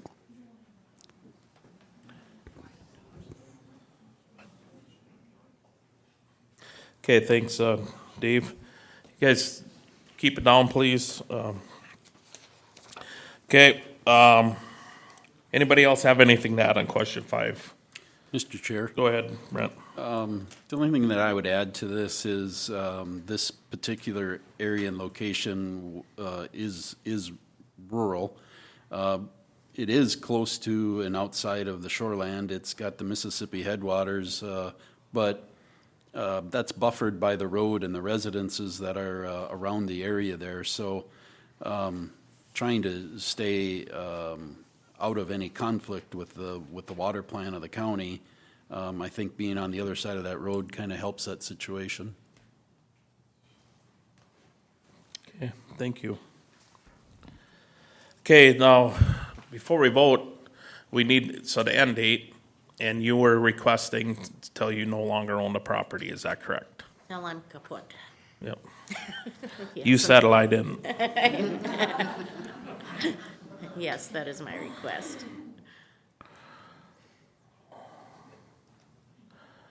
Okay, before we vote, so we have our conditions, they were all the same as what was previously granted, except for the end date to be when she no longer owns the property. So think about that when you're voting on these questions. Mr. Chair? Go ahead, Amy. I'm very sorry to interrupt your flow, but I have a request for everyone to take a look around and see if you have a cell phone with a polka dot case.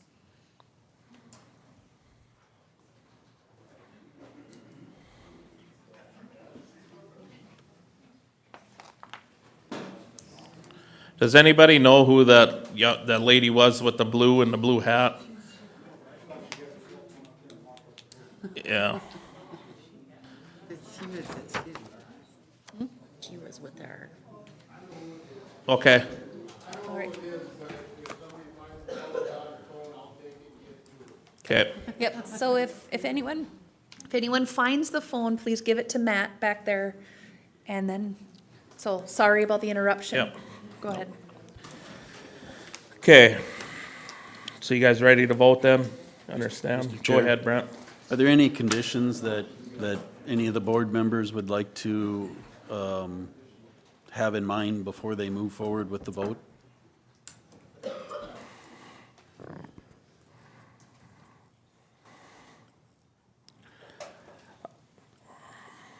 I don't know. I think, I'm fine with moving forward with what we have. I know the commissioners have to decide on this, and I'm sorry I don't give no extra to them for that. But I think, we kind of beat this a lot. I think there's a lot of information that we deciphered that they're gonna have to decipher. And I just don't know what condition we could put on to mitigate